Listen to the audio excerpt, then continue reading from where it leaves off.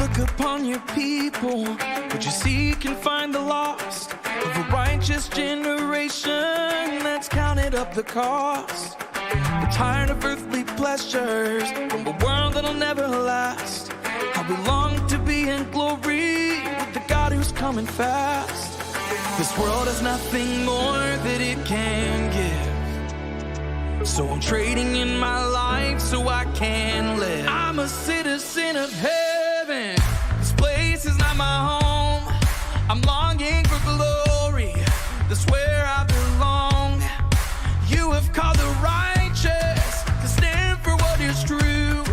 Empower your people to live for only you.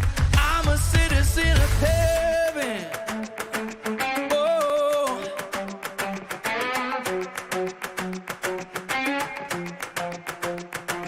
In the midst of all my trials, I will turn to you in praise for what the enemy has taken, and you will count as gain. We're standing here together. We declare in Jesus' name that the enemy's defeated. You've broken every chain. This world has nothing more that it can give, so I'm trading in my life so I can live. I'm a citizen of heaven. This place is not my home. I'm longing for glory. That's where I belong. You have called the righteous to stand for what is true. Empower your people to live for only you. I'm a citizen of heaven.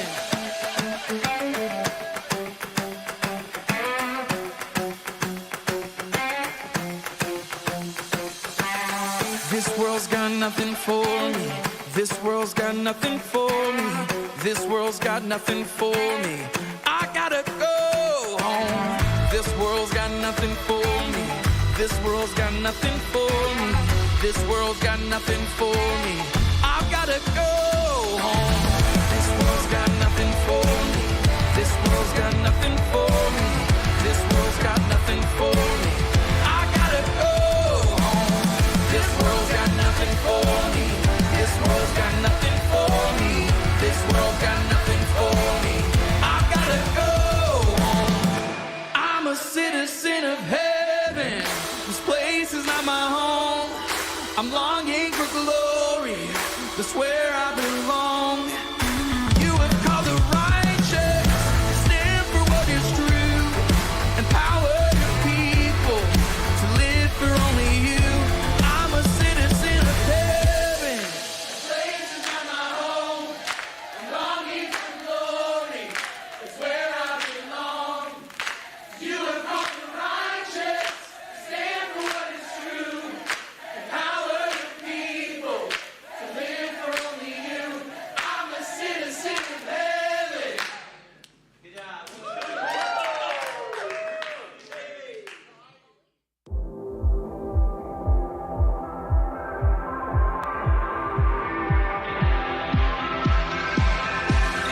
There is a place in eternity. I'll see your face where I'm meant to be. My only way is to follow you. I will follow you. There is a sound you long to hear. Your people's voices drawing near. We sing aloud and bring you praise. We will bring you praise. All will bow down. The rocks will cry out. All tongues will confess that Jesus Christ is Lord. Your light shines on through the darkest night. Your grace abounds and is calling out. I can hear the sound of the Savior's call. I will follow you. All will bow down. The rocks will cry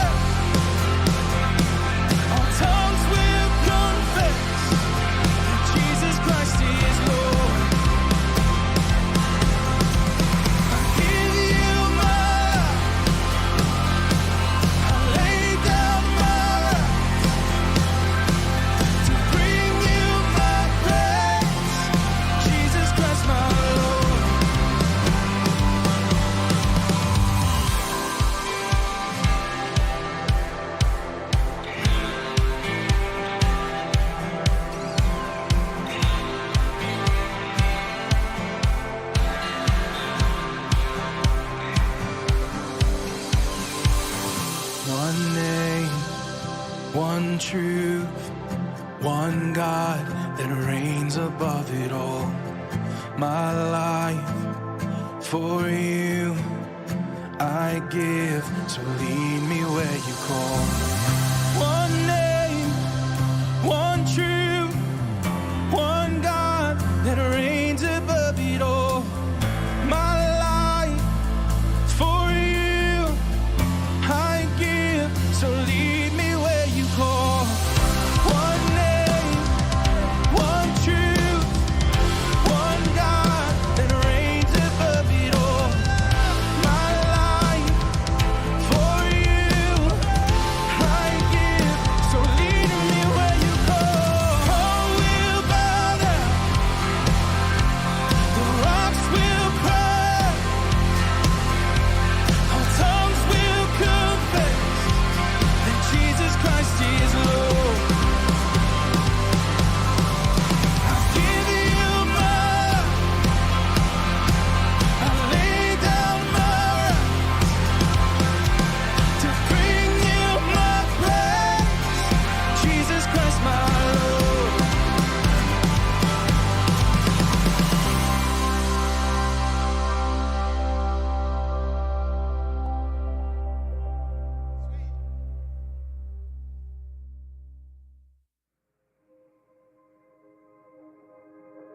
I don't want much to say. I'm giving up my pride. I just wanna praise your name and lift you high. I will scream your praise from the mountain tops, for you are worthy of it all. From beginning to the end, Jesus, you have stayed the same. All of heaven shouts your praise. You are worthy, worthy. Kneeling at your feet, here I lay it down. I surrender all to you and your love found. Lord, you fill my heart. There's no turning back. I'm not turning back. From beginning to the end, Jesus, you have stayed the same. All of heaven shouts your praise. You are worthy, worthy. From beginning to the end, Jesus, you have stayed the same. All of heaven shouts your praise.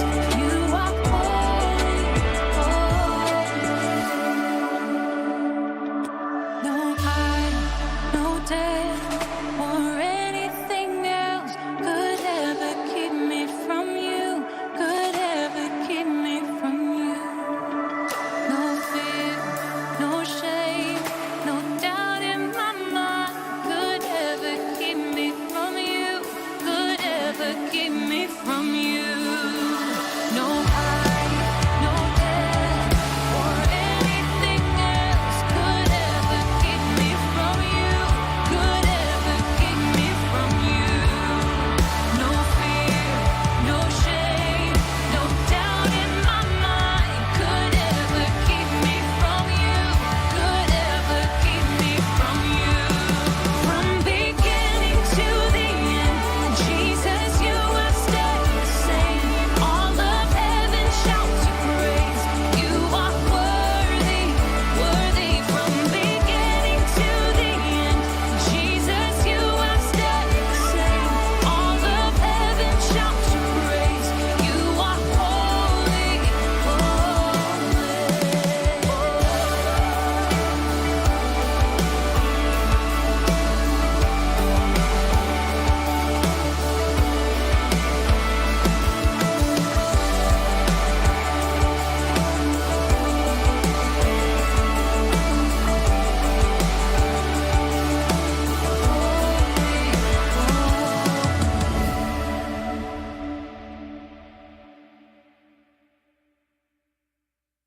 I'm not living for a moment.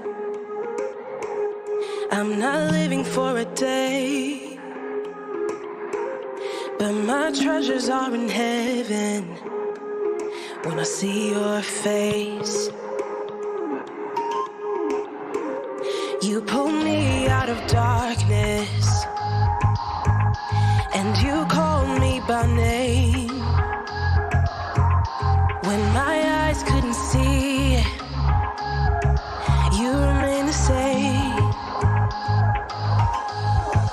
All my attention's on you, my God. All your intentions are true. My heart is for you, my heart is for you, and I won't let go. You pull me out of darkness, and you call me by name. When my eyes couldn't see, you remain the same. All my attention's on you, my God. All your intentions are true. My heart is for you, my heart is for you, and I won't let go.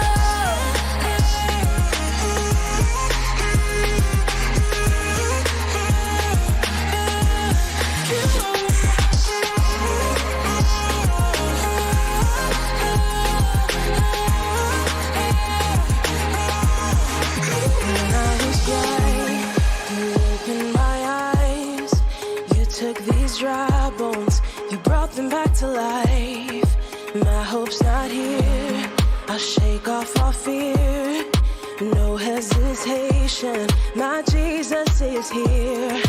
And in your kingdom, there is no mourning. We'll be rejoicing, declaring your name. So come now in power, in all of your glory. We welcome your presence, heaven is near. All my attention's on you, my God. All your intentions are true. My heart is for you, my heart is for you. All my attention's on you, my God. All your intentions are true. My heart is for you, my heart is for you, and I won't let go. I won't let go. All my attention's on you, my child. All my intentions are true. My heart is for you. My heart is Hello, welcome. We are so glad to have you tonight. Thank you for joining us for the People Launching Virtual Fundraiser and Silent Auction. My name is Jordan Harger, and if you don't know who I am the Global Partnership Director for People Launching, and we are going to talk more about People Launching tonight, which is very, very exciting. There are so many good things happening. We have a great evening planned tonight. I know we have people connecting from all over the world, so that's exciting. We are going to have 3 different sessions tonight where we're going to be talking about great topics like discovering your calling. We're going to be talking about the great tool, which is the Enneagram, and knowing a little bit more about yourself, and also the important part of life, getting better sleep. So we are excited to talk about all of those. We have great speakers who are joining us all the way from around the world. South Africa will be joining us as well tonight to talk about a partnership that we have on the other side, in the other hemisphere. So we are excited about that as well. So thank you again for joining us. We are a Christian organization, and we are aimed at helping people to get where God is calling them. So I'm going to start this evening tonight with prayer, if you don't mind. If I could just ask you to join me. Father God, we thank you for the opportunity to be here tonight and to just help expand your kingdom, Lord, and to bring glory to your name. I pray that all of those who joined tonight would just be touched in some way and transformed in some way. And I pray that People Launching would be able to help them to discover more about themselves so that they can just be ready and more used by you. So we love you so much, Tori. We're excited about this evening. In your name, amen. If I can get an amen in the chat, I would certainly appreciate that. We're going to be using the chat quite a bit in YouTube Live, so please just drop some things in there. We have people working in the background. Amelie, our assistant, is there. I'm sure she'll say hello to everybody. And if you have any questions throughout the evening, please drop it there. Amelie will be dropping a lot of links to all that we'll be talking about tonight, and we will just help you as much as we can there. So we are actually, this is a fundraiser, and we are doing that one of two ways. We're doing direct donations, which Amelie will be dropping a link for donating to the people launching in the chat. And we also have a very exciting silent auction happening as we speak. And I am going to share my screen with you. And as you can see, we have some really, really amazing gifts and services on here that I think anybody would enjoy. We'll talk a little bit more about this tonight. Amelie will drop a link in there so that you can get directly here and you can start bidding. But that is just going to be a lot of fun as this takes place, and we can see who gets what. So it's great. So I have a secret. I have a very, very exciting guest joining me right now, and not to mention he's easy on the eyes. So we are excited to have the president of People Launching with us, Mr. John Fouché. He is he has been a great impact in my life, and I know he will be on yours. John, would you mind just introducing yourself and telling us a little bit about People Launching? Yeah, thanks, Jordan. Appreciate it. Want to welcome you all. Jordan has worked hard on this event, and just been a delight to see it come off, and many of you logging on. I want to tell you a little bit about People Launching before we begin. I'm going to actually share my screen as well, if somebody would make me the host. I am also the president here, and one of the things that I am excited about is the mission. And the mission of People Launching, as we look at our big picture, is simply that we want to launch you into God's vision for your life. That's our mission. That's really what makes us most excited about doing what we do and getting into what we do. We do several different things. We help you clarify your calling.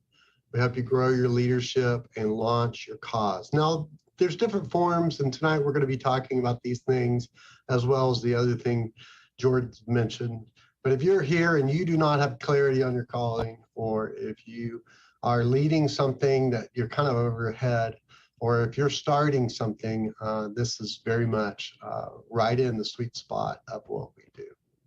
Let me tell you a little bit about what we did last year. About 95% of the clients, these are people that we work with one-on-one in coaching, would say after their sixth session that they have clarity on what they're called to do. It was really exciting. About 100% of the new ministries that we serve successfully launched. These were startups that were mostly nonprofits and church plants in difficult parts of the globe or underserved areas. And we're all those people that we were able to scholarship and give encouragement to their ministries started. We also provided 379 hours of one-on-one coaching. So that's what happened last year. Let me back up a little bit. This all started in 2005 when I went to something called LEAD. It stands for Leadership Evaluation and Development. It was a time in my life where I was a leader and leading an organization and completely unclear about what I was supposed to be doing in life. And there was a series of coaches in a week long that they spent with me that I helped gain clarity on what I was called to do. And it was clear on the next step. But what was also clear the longer I went away from it is what they're doing is exactly what I wanted to do. And in 2008, I was trained to coach by a group named CoachNet. And for 8 years, I coached church plants, nonprofits, and a lot of individuals on their calling. And in 2015, I started People Launching as a business, an LLC. And within a month, the phone was ringing so much, I decided to quit my job and do it full time. Interesting thing about those first few years is I kept on helping out with church plants and nonprofits that are leading in underserved areas. And basically what happened was people started giving to my business. So we changed People Launching to a nonprofit in 2018. And as it's grown this last year, our board decided to multiply our impact through training of new coaches. So we've gone, thankfully, just from me to many different people that are now helping us with it. Some of the staff that you've seen here, Jordan, you just saw in here, and his family's here. Amelie, our administrative director, and I were some of the staff. We also have 5 new coaches that are considering coaching with People Launching. 3 of them have already done some coaching with us, and you're going to hear from some of them tonight. So we really are going to many different people. In the next 3 years, I got a couple more slides here, then we'll back up, talk about our first thing on Discover Calling. In the next 3 years, we'd love to coach 400 leaders, have 100 people go through our coach training. We've taken a dozen this last year through it. See 12 new coaches to our team. And as I mentioned, we already have 5 that are applying to be coaches on our team with us now. And we want to see 40 successfully launched redemptive causes. These are those church plants and nonprofits that are starting neat work in difficult areas. That's exactly what we're longing to see happen in the next 3 years. For us to be able to do that, we do have some financial goals. To launch those redemptive causes, we need to train more coaches. You know, this is more than just one person, it needs a team. And many of these coaches that we have need financial scholarships. These are coaches both in the States and in Central America and in Europe that are themselves leading ministries that are qualified, but some of them need scholarships to be able to do that. And so we need to raise about $50,000 this year in our budget from both donors and clients to fund this. And you can see there on the diagrams on the right, on the green, where our money comes from. And most of the clients are stateside fee-for-service clients, and 43% are coming from donations. And a lot of those donations end up providing those scholarships on the charitable side of what we do. In the blue down there, you'll see where we spend our money and where it goes. A lot of it is just basically investing in these other coaches at this point. There's a lot more you can find out at our annual report, which is on the giving page at peoplelaunching.com. So you can find out more there. But let's talk about how you can get involved. To help you clarify your calling, we do a couple things. We provide online courses, one I'm going to highlight in a minute, and one-on-one coaching that help you clarify your calling. Okay. And as I said, 95% of our clients got that clarity on their calling last year.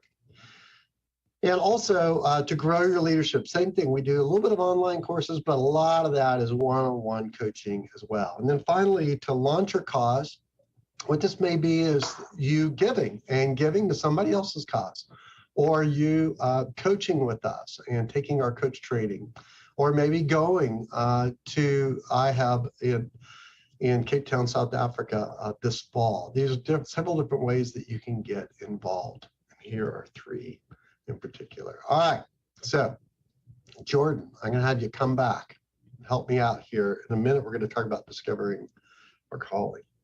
Absolutely, that's great. So at this point, I think we're going to watch one of our testimonials from Jeremy, and we are going to play that now. So if we could take it away, that'd be great. People Launching looks not only at your skills and abilities, but also your character and your heart. This was important for me as I was discovering it's not just what I do with my life that matters, but also who I am and who I am becoming. People Launching helped me transition away from 16 years of vocational ministry and step into a new season in which I would launch my own business. They helped me uncover things about myself that I didn't know, and also helped me find confidence in who I was, in the wiring that God had instilled within me, and helped me see how that connected with the world around me. They also helped me see that my pastoral heart from before didn't just go away, but it was just being repackaged and repurposed for the new season and the new opportunities that the Lord was laying before me.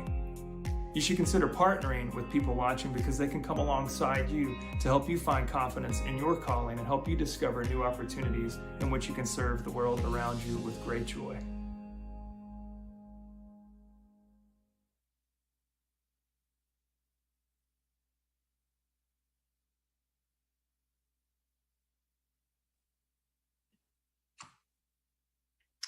All right, ladies and gentlemen. Well, again, I want to thank John for what he shared. And as you can see from the testimonial that we saw from Jeremy, we are impacting lives on an individual basis, and we are excited to help you do that as well.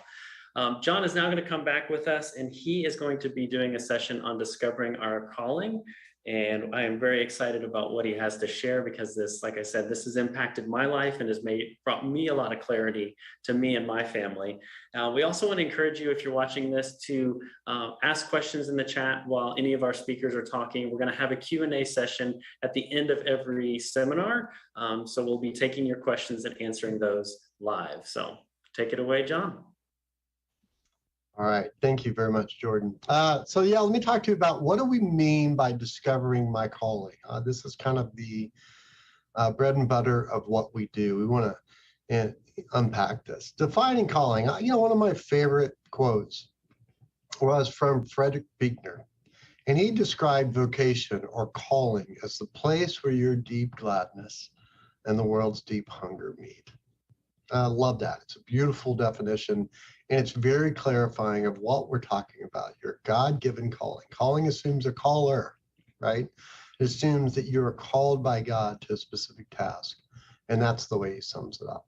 Using our mission statement, we simply say calling is launching you God's vision for your life. That is it. When God is calling you to serve a particular place and serve in a particular way, that is exactly what you're called to do. And so we wanted to define that there. By the way, as we're going here, I'm curious, anybody that's got YouTube Live up, do me a favor, real quick under chat, answer this question. On a scale of 1, low, to 10, high, how clear are you on your calling? There's those definitions from calling. Let me read that again. I want you to put that in chat right now. On a scale of 1 to 10, how clear are you on your God-given calling, God's vision for your life, the place where your deep gladness and the world's deep hunger meet? The way we look at this is with the scripture. Of course, we're a Christian organization, and 1 Corinthians 12, 4-7 is very helpful when it comes to calling, when it comes to what it would describe as gifts. And it says this, Paul says this when he's writing, now there are varieties of gifts, but the same Spirit, and there are varieties of the service, but of the same Lord. And there are a variety of activities, notice that word activities, but it is the same God who empowers them all and everyone. So there's two key words there, activities, what we are doing, and empowers what God is doing in this moment of giftedness. To each is given the manifestation of the Spirit for the common good. And so if you look over here at the graphic, you can see our kingdom calling, yes, is to love God and love your neighbor. But our vocational calling of being launched into God's vision for your life is a giftedness that the church, the group of believers worldwide, help us understand how we are unique members of the body of Christ and what's our unique contributions. And so if you kind of look at kingdom calling from like a big flyover view, 50,000 feet, and you come close to the ground, you get more specific towards what you're called to do, vocational calling at 5,000 feet, to bring it all the way to the ground is where you spend your time, your job or your hobbies or your volunteer work, for example. And this is very much kind of the picture that comes to mind here when I think about the body of Christ working to help us understand how we uniquely love God and love our neighbor in our very practical, everyday ways in life. And let's think about your work a little bit more specifically. Let me draw it this way. This is from Bill Hendricks, who wrote a book called Person Called You that we use. And he said, let's just assume this box represents you and the secondary box represents your work. It's whatever you do the majority of your day, whether you're paid or unpaid, this is what you do with your work. There are certain things where these two things, your job and you, really overlap well. It's when you do certain things, what happens is you gain energy back. So remember in 1 Corinthians where it says there's a variety of activities, but the same Spirit that empowers them all. The word empowers in the original language is the same word for energy. And so the idea here is that whenever you exercise these abilities, you gain energy. You get the sense of euphoria. You get the sense of, this is what I'm called to do. You get the sense of, this is exactly why I have and do this kind of work. And so what we would describe this overlap area is, we would describe it as your must do. It's what you're called to do. And this is really, really important. Now, you can imagine if we took these two boxes and we slid them and there's hardly any overlap at all, you probably wouldn't have a lot of satisfaction from your job. And of course, if we had even more overlap than we do here, you would have a lot of satisfaction from your job. Well, not every job, I don't think any job necessarily has a perfect overlap. What we actually find in our work is that there is a section here that where we give to it, but we don't get energy back. You may be really good at it, but that doesn't mean you enjoy it. So it can be a can do, maybe not your must do area where you're getting a sense of euphoria or gaining energy as you do an activity. This is an activity you're good at, but you're not gaining, any energy. It's something, yes, you can do. For example, public speaking is something I can do. I don't love it as much as I do one-on-one coaching with people. But when I do public speaking, yeah, I can do that. And certainly is one of my abilities. Now, as you would guess, with most of our work, there's a section here that's just a can't do. And this happens again and again. It happens every job at some season. It happens usually the majority of jobs in most seasons. And I'm not sure we're going to ever have the job to where we'll never have anything that we really can't do. These are areas where we're not really good at it, and we certainly don't enjoy it. I think there's a purpose to this in our jobs, and that is it motivates us to find teammates. A lot of times, if you're in a growing organization, for example, you can get a little bit more revenue as you go. And what that does is allows you to look at the areas you can't do and hire somebody towards your weakness. And that's a good thing. And this is why I think really we need to kind of embrace this as part of our job. But yet also be honest that we're not really good at it, nor do we enjoy it. It's not that we have to complain about it. It's not like we have to moan about it, but it is wise to say, hey, on the radar is we need somebody better at this than me. We need somebody that enjoys this more than me. And what this allows you to do is have an interdependent organization like Paul would describe in 1 Corinthians 12 with the body. So there's a little bit on calling and a simple way to think about it with your work. Now, if you have any questions, a lot of times this brings up questions. I want you to go ahead and drop them in the chat, and then we can take a moment, Jordan and I, and answer those questions there. Now, this is just an introduction here. I want to show you a couple ways that you can engage here. First of all, we have a course called Discover Your Calling, and it is a 31-day journey. It's both a really well-written 31-day journal that you can follow on an online course format. It also has about 7 or 8 videos where I kind of help you along. It's $47 for this course, and that $47 is going to help us fund our mission to launch redemptive causes. And that's a great way if you're working on, you need clarity in your calling, you don't have a lot of money, but you also want to give to somebody else or another great cause. This is a way for you to do that. The second one, and the more robust one, is working with the coach. That's myself. We have a process that we take people through.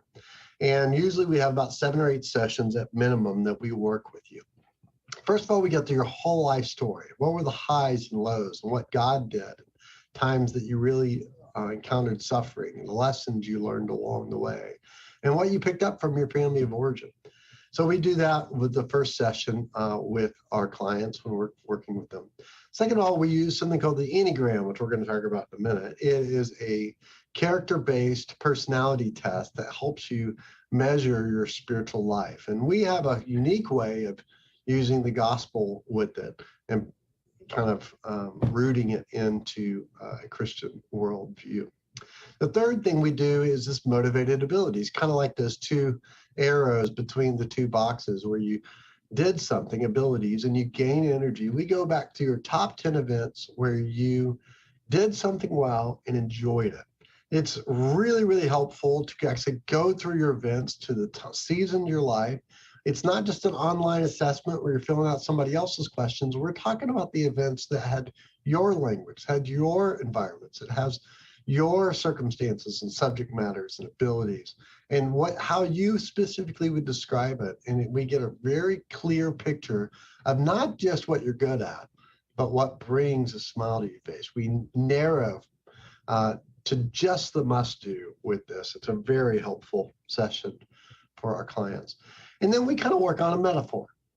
Instead of necessarily only coming up with a personal calling statement or mission statement, we have a metaphor. And this metaphor is a picture to describe your giftedness or your calling. So for example, I would say I'm like a human cannonball guy, right? I kind of point you in the direction you're supposed to go and fire you in the direction you're supposed to go. I could keep going with this metaphor. I'm not the guy to put the helmet on you. I need somebody else to do that. I'm not somebody with the net. We need to find somebody else to catch you as you're launched to the direction you should go. And that's a metaphor. The same way we come up with your own metaphor. A tugboat, have client use that. A highlighter, Jordan Harger's wife uses that. Someone had a leather bookmark recently. Somebody else mentioned fireworks. And so these are metaphors that would describe their calling. From there, we then say, okay, what's my prayer to God? Or using business language, what's my personal vision? What do I really long for God to do? And what do I long for him to redeem in my life that could be a part of? And then we look at the opportunities. We can start getting really practical, your present work or future work or another move that you might make. And then we start, if it's appropriate, to align your job. If you have the power to be able to do that, we renegotiate, hire new people, or let go of certain duties or aspects of your work. So we'll try to customize that job. And then finally, we'll wrap up with a customized game plan. So that's the main way and the most effective way to get clear on your calling. But because it's so much more time intensive, it is a lot more expensive. Now, if you're interested in scheduling a session with me or Jordan or any of our coaches, just go to peoplelaunching.com/launch me. And that is our contact page where you can book meetings. You could do a free consult. And we would be happy to talk to you about if this kind of thing is a fit for you. All right. So, Jordan, if you want to hop back on. I am back here with you. Thank you so much, John. I so appreciate it. And yeah, we have just worked with so many people who have just needed this in their life. And I'm sure as people are beginning to understand what People Launching does, they can see how useful it is. And if they don't need it, how useful it can also be in somebody else's life and how they can donate and partner with us to make that happen for other people as well. So it's great. So as John mentioned, if you guys have questions and want to put those in the chat, if you could first just give some thanks to John for what he shared, recognize him and honor him in the chat, and just give him any feedback you have with that. That'd be great. And also, we're going to start with some of the questions that we've received so far. Also, at the end of our questions, we're going to be giving away one of the $47 Discover Your Calling courses for free. So I'm going to ask you a question in just a little bit. And so be ready with your typing fingers to chat an answer for that. And we'll go from that. So let me take a look, John, to see what kind of questions we've got here. It says, I like my job, but I've been frustrated by my company's culture for years. How much should that affect my decision to stay or go? So how would you answer that question? Yeah, it's a common question that I get, and it is really important. The environment or culture that you work in is really, really important, because there are certain environments that are conducive to certain gifts. So, for example, I could plant a palm tree where I am in North Carolina, or I could plant it where Jordan is in Florida. And I will say planting a palm tree in Florida is a much better decision than in North Carolina. In North Carolina, I could have the right plant in the wrong place. Mm-hmm. And because of the environment's not right, it does make a big difference. Now, that doesn't necessarily mean God would call you at any time to leave something, especially if you know you're called to it. But if it's been going on for several years, yeah, it probably is not going to be where you need to be long term. And there is better environments for you to still do similar jobs, but in a better place. Yeah, that's great. All right, thank you so much. Okay, another question I have here is, what's the biggest obstacle that, oh, let me point out something real quick. So if you're watching this on our website, you actually have to go to watch it on YouTube, which I think is in the lower left-hand corner, and that will open it up in YouTube so that you'll have the chat box. So just for those of you who are maybe technically challenged, and we want to make sure that you're participating as well. So here's the next question. What's the biggest obstacle that people encounter when they're seeking to discern their calling? How would you answer that one? One of the biggest obstacles is honestly, it's kind of like the nose on my face. I can't see the nose of my face. The biggest obstacle is you can get caught up in your head and unclear of what you're called to do. And when you have somebody in community that's able to say, hey, this is what I see, suddenly it makes more sense of who you are. And so definitely the biggest obstacle is trying to figure out this alone. It is tough. I really don't think we're ever supposed to do this alone. Going back to the metaphor of the body of Christ, it's the body that helps you identify your role in the body. It helps you distinguish, here's the purpose of me as a hand or a foot or an eye, because of the nature of the rest of the body. So that is the biggest obstacle, and it's really important to not do it alone. In fact, if you did our course on Discover Your Calling, it's a lot better if you do it with somebody. And two of you go through it at the same time and set up a weekly or so meeting where you can discuss what you're learning and those kind of things, because you'll find a lot more value from it as well. Yeah, absolutely. And I can speak to that. Just you helped my wife Heather and I as far as discovering this calling, and so doing that together was a very, very special process for us. And so in being able to see things in one another that, like you said, that we maybe didn't see, and it was easier for us to be able to identify things. So that's great. Okay, I've got another question here. It says, how critical is my spiritual walk with God in discerning my calling? Yeah, this touched on that a little bit, but yeah. This shouldn't be any surprise, but I notice a big difference with the clients that we work with that are taking this seriously and focus on their walk with the Lord. It just makes sense. It's really the Holy Spirit that's going to give you the insight through community on what you're called to do. And when you are walking with the Lord, it is much more clear what he's calling you to do. And he speaks a lot of times that you are more intimate with him. So there is a direct correlation, no doubt, between the emphasis of how much I'm paying attention to my spiritual health and spiritual walk with the Lord as getting clarity on what I'm called to do. So another question is in regards, I want to make sure that I word this right, is saying, is it possible, is it a process, is calling like a process? Is it a step-by-step thing, or is it like a light bulb moment sort of thing? Like how does that process from going from being in a spot to where, if I'm understanding it right, being in a spot where you don't feel like you're in your calling to feeling like you're in your calling 100%, how often do you see people go from that quick of a shift, or do you see it happen over time? Oh, it's often. Now, there can be a point of illumination that happens periodically, but a lot of times it's the process of what happens. Even if you think about Joseph in the Bible, who has this dream of his brothers bowing down to him. Actually, there was this moment of like illumination that he was stumped by, and of course he foolishly tells his brothers, but it leads to this 40-year time preparing him for that calling. And then sure enough, 40 years later, where his brothers are coming to him in Egypt. And so it is the process. Even Paul, when he's called by Jesus on the road to Damascus, it's 14 years later before Acts 13 when he's sent out. And so you'll see that a lot of times there is this, I think I want to do this.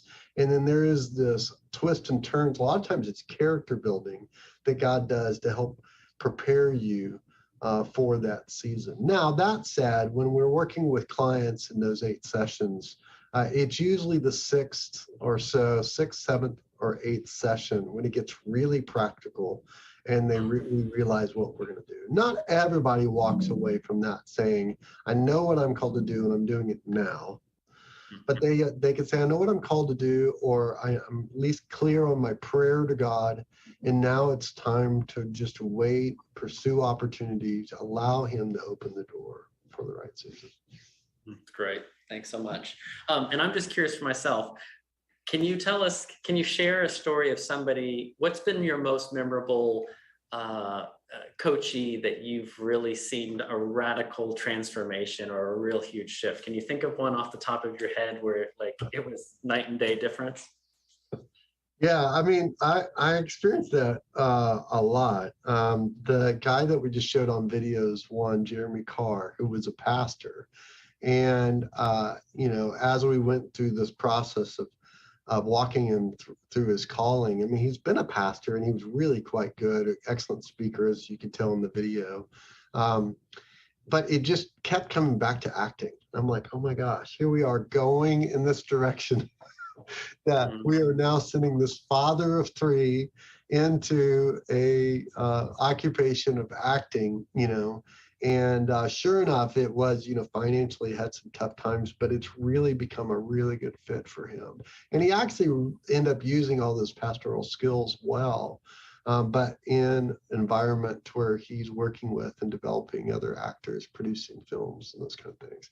There's all kinds of good stories about it. We have someone we've coached to be a beekeeper. We've had somebody that we've coached to start a boat club and spend a lot of money and invest a lot of time in that, and that's gone really well. So it can go in all kinds of unique ways. And then we have some people that just walk in straight into a job that would be much more in line with their gifting, that's much more common, like insurance or being an attorney.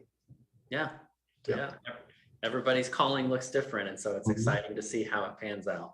So I've got a question from somebody that says, what are the benefits of having a coach who is aligned to your spiritual beliefs versus just what the world views as a good coaching approach? So, how you touched on the spiritual side of things, and we know that that's important with people launching, but how does it differ, and does it make a real big difference? I mean, anybody that's across the table for you asking powerful questions, it's going to be helpful because they are listening and loving you well. That said, there is a very different Christian viewpoint on calling. Like, we believe there's a caller. We believe that there's a Holy Spirit. And so what that does is it changes the coach from being somebody that has to be the expert to putting the Spirit of Jesus Christ as the expert. And that coach's job is to help you discern what the Spirit is calling you to do, and encourages you to pray, to talk to the Lord, to spend times listening for him.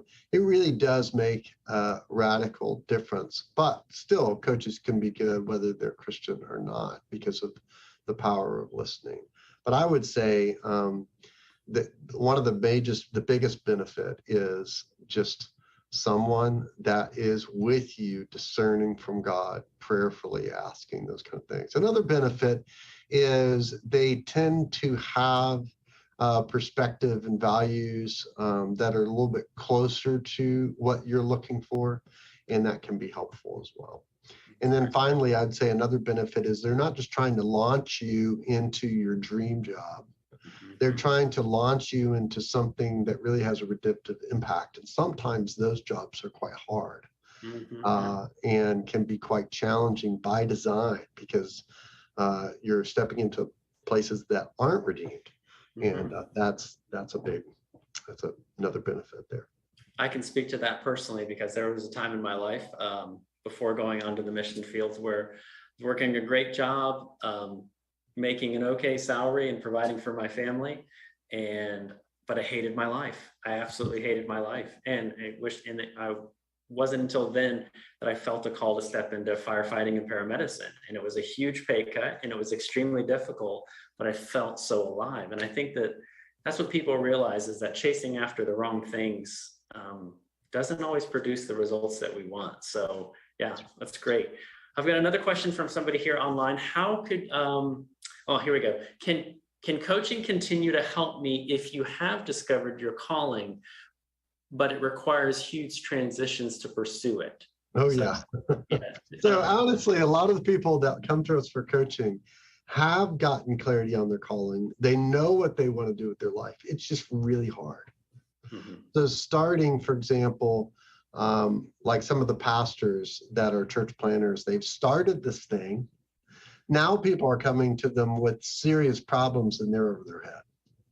Or they started a nonprofit and they're really good at their crafts. Let's say, for example, being able to help kids in trauma. But suddenly it is the parents and other things, the state and whatever it may be, that brings a lot more complications to just caring for a child that's experienced trauma. So one of the things that coaching helps you do is help you continue to walk with the Lord, continue to be refreshed by Him, continue to get insight on how do I do this job that God's called me to do when it can be and feel impossible to do at times. And that's the benefit of coaching, not just a mentor that's going to tell you what to do, but a coach that asks you questions, that asks you to reflect with the Lord on questions and seeks for His discernment. Yeah, it's great. Thanks, John, so much. I want to thank you again for sharing your years of expertise. I know you've been in this coaching journey, in this coaching game for quite a while. And so we just so value all that you've poured into us and to other people and just the lives that you're touching. So thank you again. But I think it's time to give something away, if that's okay with you. Is that good? That's all great. Right. So for those of you who are on the chat right now, if you can remember, John gave a definition to what calling actually means. And so if you can remember what he says, and if you can put that in the chat, we are not only able to give away the free Discovering Your Calling course, which has a $47 value, but we will also send you a People Launching hat. This is a limited edition. There's a limited number that have been produced, so the value of this hat is just going to skyrocket through the roof. If you bid on an item in our silent auction, or if you make a donation, we may even be able to get John to autograph one, or slip a headshot in there autographed as well. So yeah, so if you want to type that in the chat, if you can remember how John defined what calling is, that would be great. And we would love to send that to you. So we'll get your information. Amelie will figure out who that is, and then she will drop in the chat how to get in contact with you. Okay, so we are moving on, guys. This is fun and having a great time. So again, we just want to take a minute to just highlight that People Launching cannot make all of this happen without the generous donations from people like you. So you have two ways, and Amelie will drop those in the chat again. You can either give directly through our website, which is just an easy way to do that. It's very quick. But again, we have our silent auction, which I am going to pull that up in just a moment. If you could switch me back to being the host for just a moment, that would be great. But I've got it pulled up on another screen here. And if you will get on that website, which Amelie is, if you guys know, you may not see her, but she is doing a lot of work in the background. So I know her fingers will be raw by the end of the night. But if she will drop a link to the silent auction again, that would be great. And you will just see some amazing items on there. We know a young man who does some tremendous oil paintings, and there is some of his artwork on there, and he's willing to do a custom piece of art for you and your family. And so take a look at that. There are also some beautiful, like a charcuterie board, a photo session, professional running plan. So there are so many great things. So please make sure to take a look at that and see what item you would like to bid on. And we would love to have you be able to give to People Launching that way. So without further ado, we are very excited to partner not just with people and organization within the borders of our own country, but outside of our country and all over the world. And we have seen leaders' lives transformed by this use of coaching and getting people connected to their calling. So we are going to show you a very, very special video of a partnership we have with Innovation Hub South Africa. And we're going to talk a little bit about that after we show it. So we can roll that video now.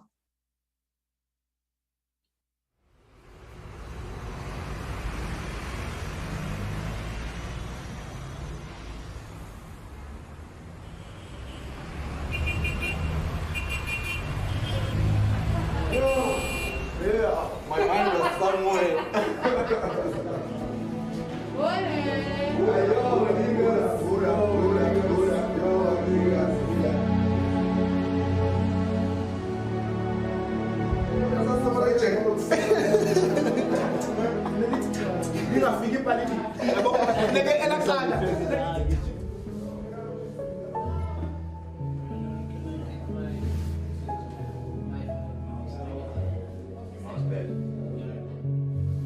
Morning, Flo. Hey, Adrian, how are you doing? Good, thanks. How are you? Good. How was your weekend? No, it was good. Just lockdown, home vibes. So yeah. So let's start with our usual Monday morning ritual. I think it's good to look at our Trello board to see where you are with the work. I think the big assignment that you're working on is the account list that you're working on together with Soso. And Yes. How is that going? Do you have any questions for me? Do you have anything that you struggle with? My name is Adrian Kwaza. I'm a former Innovation Hub student. I've graduated from Innovation Hub this year in 2021. Beautiful. Throughout the course, we actually got another opportunity with a company from the Netherlands. It's called Co-Marketers. And it was so amazing. Like, this journey was so life-changing to a point where I just told myself from now on the direction is up. There's no going back. So today we're speaking a little bit about Adrian.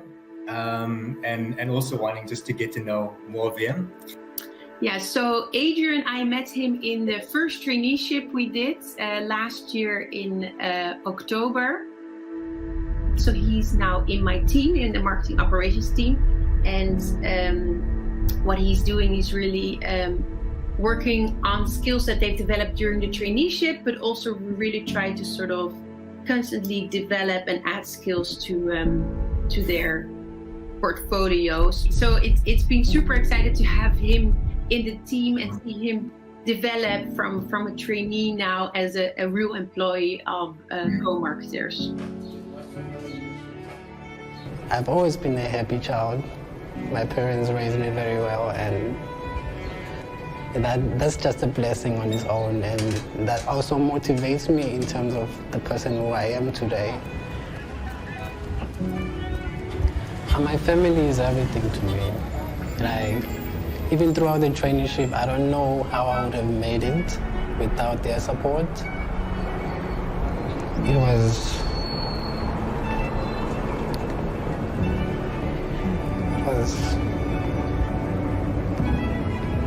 just thank God that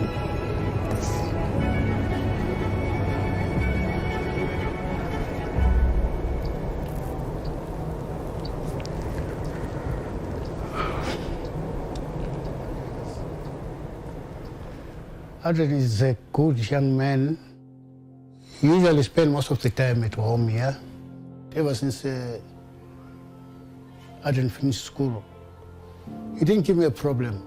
No, I don't have a problem with my boy. He understands a lot if we talk to him. He speaks even like a drawing. Sometimes you find out he's the honest one. He just do whatever. He's quiet, and then if he's satisfied about it, he'll come to me and say, "Look at this. No, I'll be surprised. Say, oh, is that what? He said, yeah, that's what is that you? I'll be saying, is that you who's doing this? He said, yes. I said, yo. Just 16 degrees today. Pretoria, 20. From a background where we come from, where you finish high school or your studies, finding a job is one of those difficult things, and I was just believing in God and praying to God that whatever path I take, may it be fruitful, may it be the path that will make me happy at the end of the day. And I feel like God really, really has answered my prayers.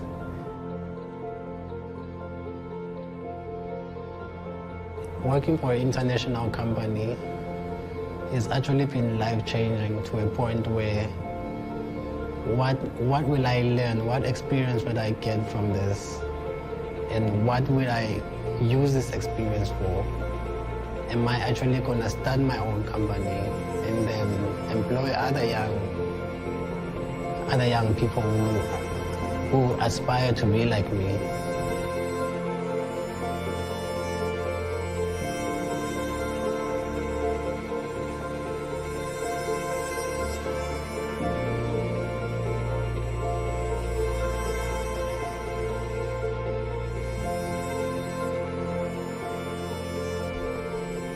I think it's the dreams. He has got his own dreams. I think that's the kind of thing he's got. He's got his own dreams. And he's thinking, he wants to go high.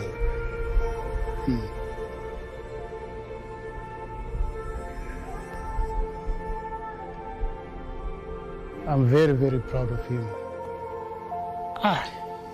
He's my Adrian. Nothing else. I love my boy so much.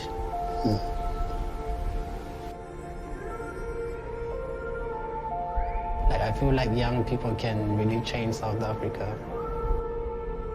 This has always been the vision I've always had before even actually applying for Innovation Hub. But then again, Innovation Hub was like the path. That was like the first step. Now the road has just been, it's very, very clear, it's very, very visible now to a point where I can achieve anything.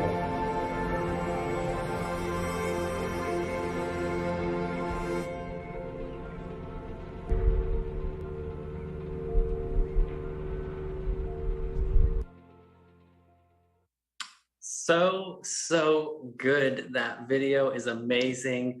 I hope you were touched by it like so many people have been.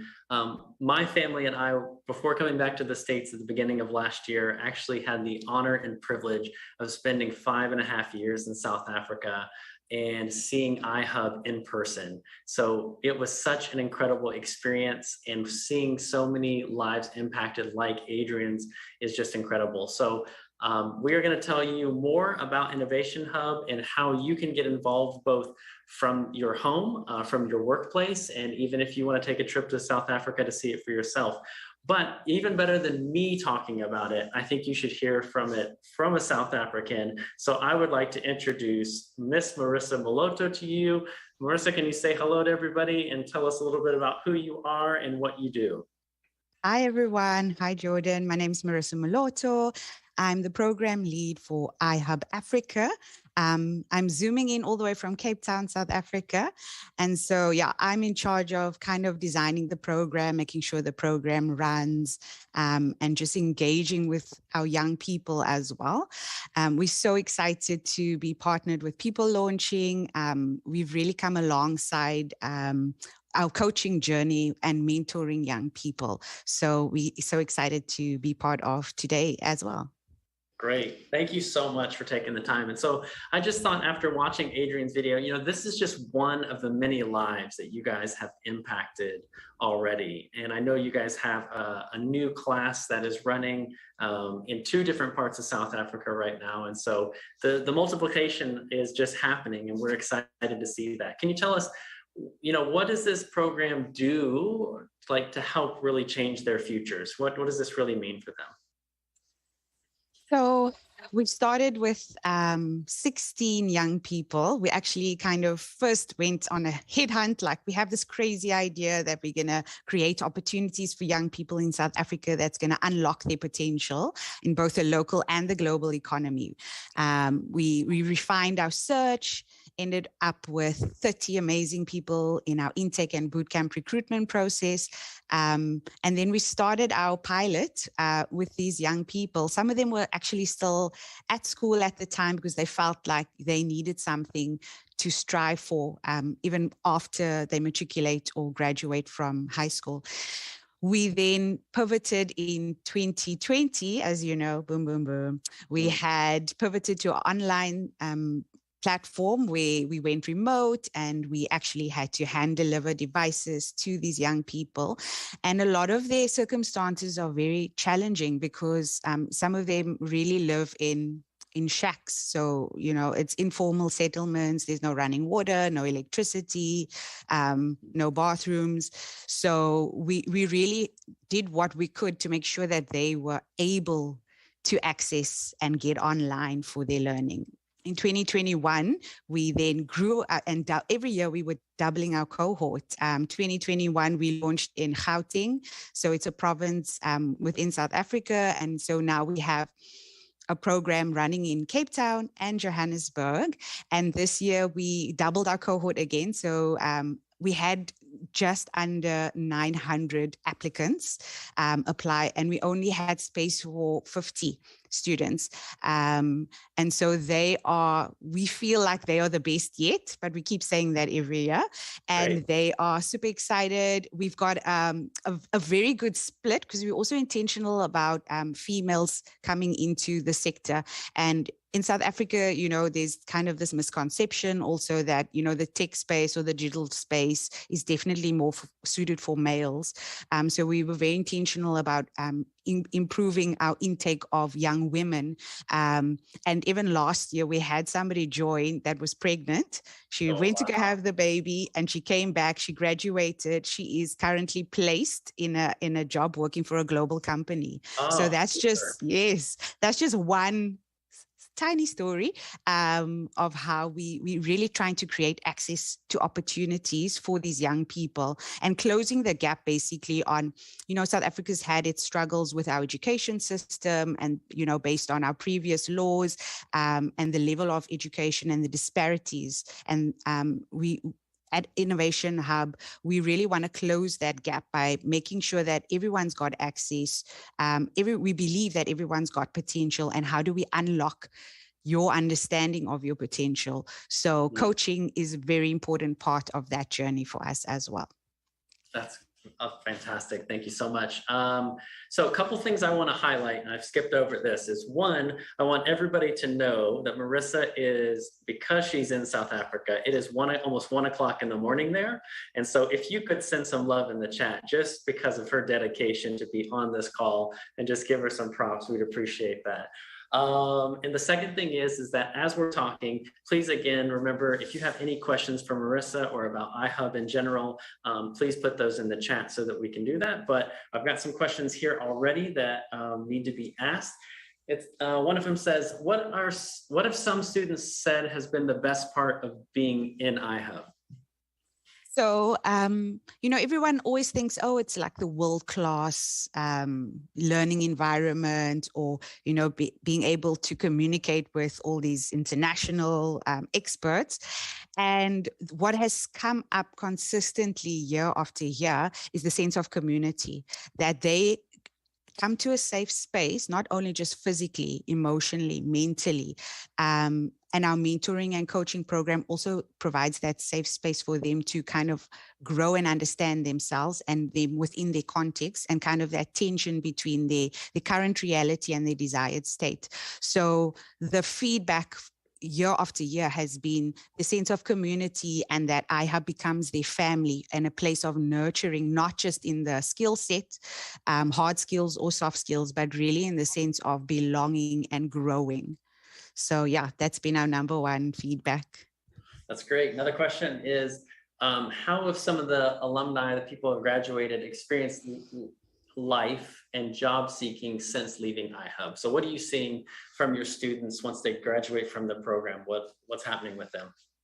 So they've really tapped into kind of their growth mindset and seeing themselves as valuable, seeing themselves as a leader, no matter what space they found themselves in. So like in life, some people have become community leaders and have gone on to volunteer and create systems and change systems in their community based on what they've learned at iHub in the way they apply for jobs, the interviewing. And I know, Jordan, you and your team have also come and visit us and practice interviewing skills and just like job readiness training. And that has also been something that they've been applying for roles overseas now, where they would have just looked at their local grocery store or smaller roles, where now they see themselves fulfilling roles that, their families could never have dreamed of.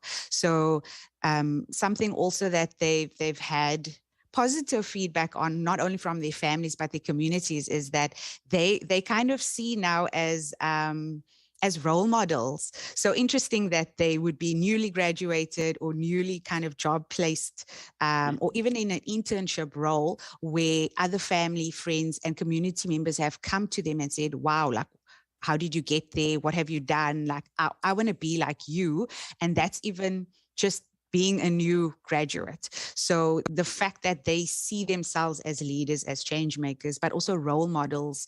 And I feel like the connection to how they see themselves in the world of work and the digital economy now it's been mind-blowing to see the closed mindset coming in, or the poverty and victim mentality, and then what they walk out with, and having, working in international companies, earning euros, earning dollars. Yes. So that's also been exciting. That's really great. That's cool. So tell us about the digital training partnership. Somebody was asking a question about the digital training partnership. Yeah, so how we actually work, our program is divided into different streams. So they come alongside, or the students join the cohort and they go on a 10-month journey. And that's broken up into different phases. And each phase has a specific focus, like, phase 1, we focus on foundations. Phase 2, we really focus on diversifying what they know. And phase 3, it's really deepening their knowledge, but also leveraging into what their next is going to be. So whether it's going to be education, employability, or even entrepreneurship, like so being a freelancer or going to study further, or starting an internship or junior role. So our training partners' work is that we kind of curate the program in terms of like leadership and identity, core soft skills, the hidden curriculum with our coaching, and the training partners come alongside us. They are digital experts, they are social media marketers, and they actually do the training. So it's that hand-in-hand collaboration where the trainers assist us using their expert skills, using their local and their global economy mindsets. And so even before they step into an interview role, the training partners already have given them that experience. I think you saw in the video with Floor. Floor is originally from Holland and is working in Senegal. And so the experience of also just training with a training partner that has global experience has really set our program apart. Oh, that's great. Thank you so much. So I've had a couple questions here talking about so like how people can get involved. So, people are saying they may or may not be a digital marketing expert. Like, can their company still get involved? And I've got somebody asking, like, how can we help your students find a job? What kind of companies are you looking for? So can you expound a little bit on that for us? Yes, awesome. So we're looking for placement partners. So one, we spoke now about the digital marketing training partners. So we're also looking to partner with those companies that want to train. And even if it's not for placement, but specifically because our cohorts keep growing and doubling in size, we're looking for companies that are not just digital experts, but need somebody to assist them in their marketing strategies, in their social media campaigning. So even if your company is looking for an intern, we're happy to place our trainees and our graduates with you and assist you in kind of grooming them for a role that you would need as a junior placement. So placement partners could be anything and everything where you need an internship, a traineeship, a junior role, data capturing, because we've equipped them with enough digital skills to be able to kind of smoothly transition into your company's needs. So yeah, it's not just for digital agencies. Yes. And I wanted to say, like, in some of the countries around the world, we have things available to us that we take for granted that can really powerfully change one of these students' lives, just because it's not as available there. You know what I mean? So the unemployment rate I've heard among young people is just astronomical, over 50%. So getting them anything can really give them an opportunity and a leg up in the race to get a job. So that's great. So it's great to know that so many people can get involved with what you're doing. Let's see here. So let's talk about the role of coaching, because to back up a little bit, we had talked about in their communities that after they graduate being seen, but some of these students themselves have yet to even understand their potential for leadership themselves. So how is the coaching process and, like what People Launching does to help come alongside people? How have you seen those breakthroughs happen, and does it make a big difference? Yeah, so our coaching program is really our Trojan horse. So we specifically had one-on-one coaching for our students, and they meet every month for about an hour, twice a month. And it's really a place where that one-on-one connection is important. And so the coach doesn't have to be a digital marketing or, a digital expert. It just has to be somebody that wants to share the experience of their world of work, about being a professional, how to behave like a professional, or how to become a professional in your specific sector.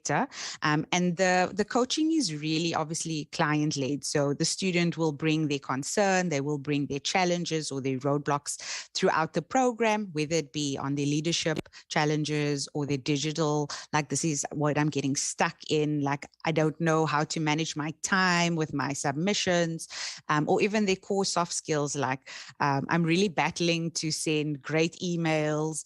How do I correctly, word my email so that I get a favorable response? So the coaching is, it might even be the first time that these young people have had a positive adult relationship in their life, just because some people, born into poverty, would have been orphaned or come from abusive families or dysfunctional, role modeling patterns, and also just our traumatized communities, where the role models are gangsters or drug dealers, or the very fast, rapid rise to fame. So whether you want to be an influencer or a rapper, it's so far removed from where you currently are. So our coaching really helps them plan strategic step-by-step goals. And it's investing and saying, I see you, Jordan. I see your value. I believe in you. How can I help you get there? That's huge. That is so huge. And we've seen that in the lives of so many people, both here in the States and in South Africa. Just saying that you believe in people, like, can really make a huge, huge difference. And so it's great. Thanks, Marissa. One last question I've got here, that somebody was asking about the cultural exchanges that happen between the different cultures, like participants and these training partners that you're getting from all over the world. How do you deal with that? I mean, things are so different everywhere. So how's that gone? It's so interesting because even in our volunteer coaches. So yeah, in terms of that, our coaches are all volunteers. Some of our facilitators are volunteers as well. And that's how People Launching is also kind of providing that support to train up our coaches and to support them, because they might not be professional coaches. They might just be wanting to assist.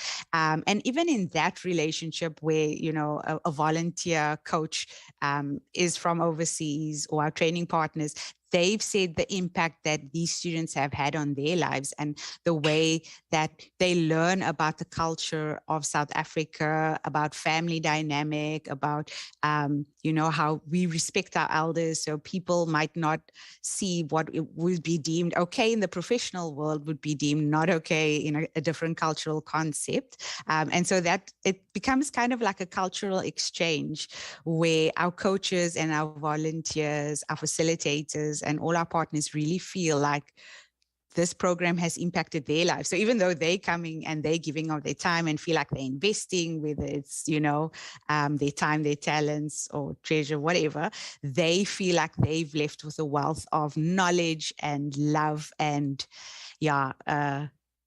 wanting to move to South Africa. Let's just leave it at that.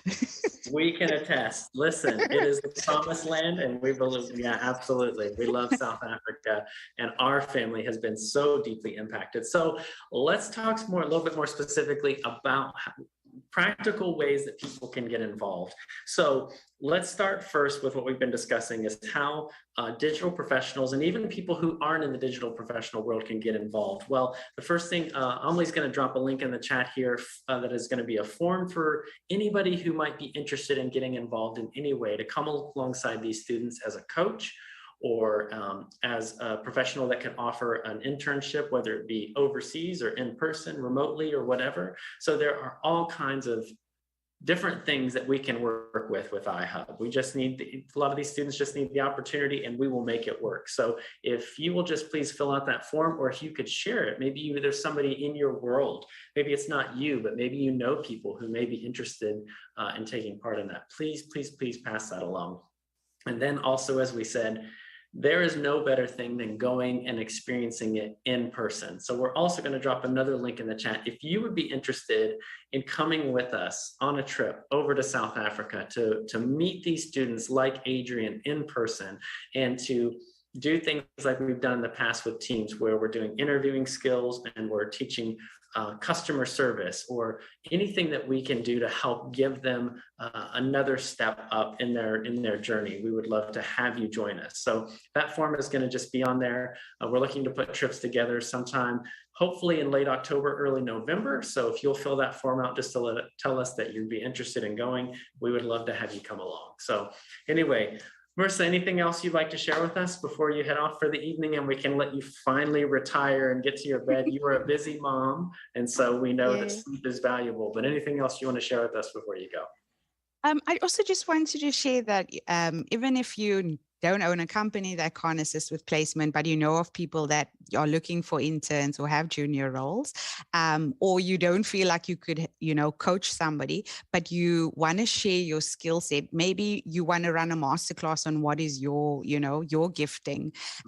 We also have, volunteer facilitators where you feel like, oh, I'm not a lecturer, I don't know how to do that. We will literally give you the script. You choose topics that you feel like, oh, I've got experience or, gifting in this area. And you can also just do that. And that's not, a long-term relationship.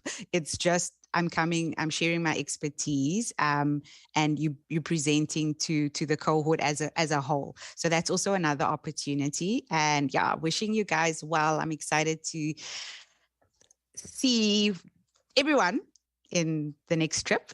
But yeah, I'm so grateful for the opportunity, and just looking forward to how People Launching is going to grow our students, our team, our coaches. And yeah, I'm excited. All right, Marissa. Well, thank you so much. Please go get a good night's rest for us, and we will look forward to seeing you again. Everybody, please give Marissa a round of applause. Please drop some comments in the text just telling her how great she is, because she is an amazing woman. So see you later, Marissa. Have a great night. So That was just so powerful. So exciting to be a part of organizations like Innovation Hub, where people launching can come alongside them and really, really make a difference. And you may not know this, but a portion of the proceeds that we make tonight will actually be going to iHub to further what they're doing. So please, again, we just want to say, if you could follow that link to give, donate directly to people launching so that we can provide opportunities like some of the free coaching we give to them now, please do that.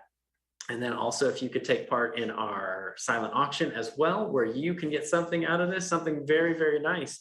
Let me see if it's possible. Yes, I can pull it up here right now. Look at this. Look at these amazing. So here was the professional photographer I was telling you about. We've got somebody that can help you build a better personal calendar. Like, who wouldn't love to know how to better manage their time so that you can get more out of your days? We've got a $500 home remodeling gift card that you can get. That is only $200 right now. So please, please, please bid on that. You could get that for $200. We've got fitness and nutrition training, and so many other things on here that you definitely want to check out. I mean, check out just some of these beautiful art pieces, these maple custom honeycomb learning board, and these propagation stations. Yeah, check them out, because we would love to have you bid on those, and we'd love to send them to you. All right, so as we are continuing our evening, making sure that we are where we're supposed to be, we have another giveaway. So like I mentioned before, here's what I'm gonna do. This is gonna be tough. This is gonna be tough. So if you can type in the chat and tell me, generally speaking, if you can tell me where iHub is located, and if you give me one general answer, we'll send you the hat. But in the video, it said specifically the specific township that iHub is located. Not only will we send you the hat, but we will send you a $25 Amazon gift card as well. So it's up to you and how well you paid attention. But if you could do that, that would be great. And we would love to send that to you. Okay, it is time for our next session. And I think you are really going to enjoy this amazing lady who is going to come on to teach us a little bit about Enneagram and using it as a tool. So Ms. Nicole Cox, if you will come on, please. And I almost feel like I need to ask everybody to rise. Like, you know, you're royalty. Like, I think we all need to get out of our chairs just because we're so honored to have you here, Nicole. And like, I mean, your hair is amazing, everything. Great. Well done. We're so glad to have you. And Nicole, tell us a little bit about yourself, who you are, what you do, a little bit about your journey. Would you mind sharing that? Well, I also have to say that what also comes with people launching is a mutual admiration society. So we encourage each other all the time. Jordan, you're absolutely wonderful. And tell Heather hello for me. Oh my goodness, what can I say? I'm Nicole Cox.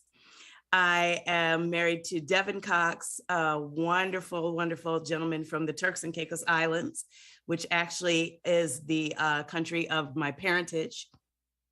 We have 3 children between us, ages 16, 14, and 12.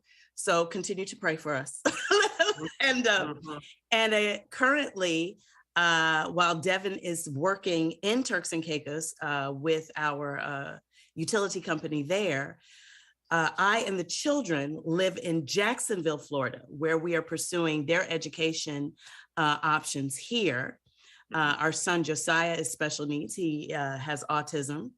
And so that being a journey all on its own, which actually does kind of correlate to what brought me to what we're going to be talking about a little bit later. It's part of the story.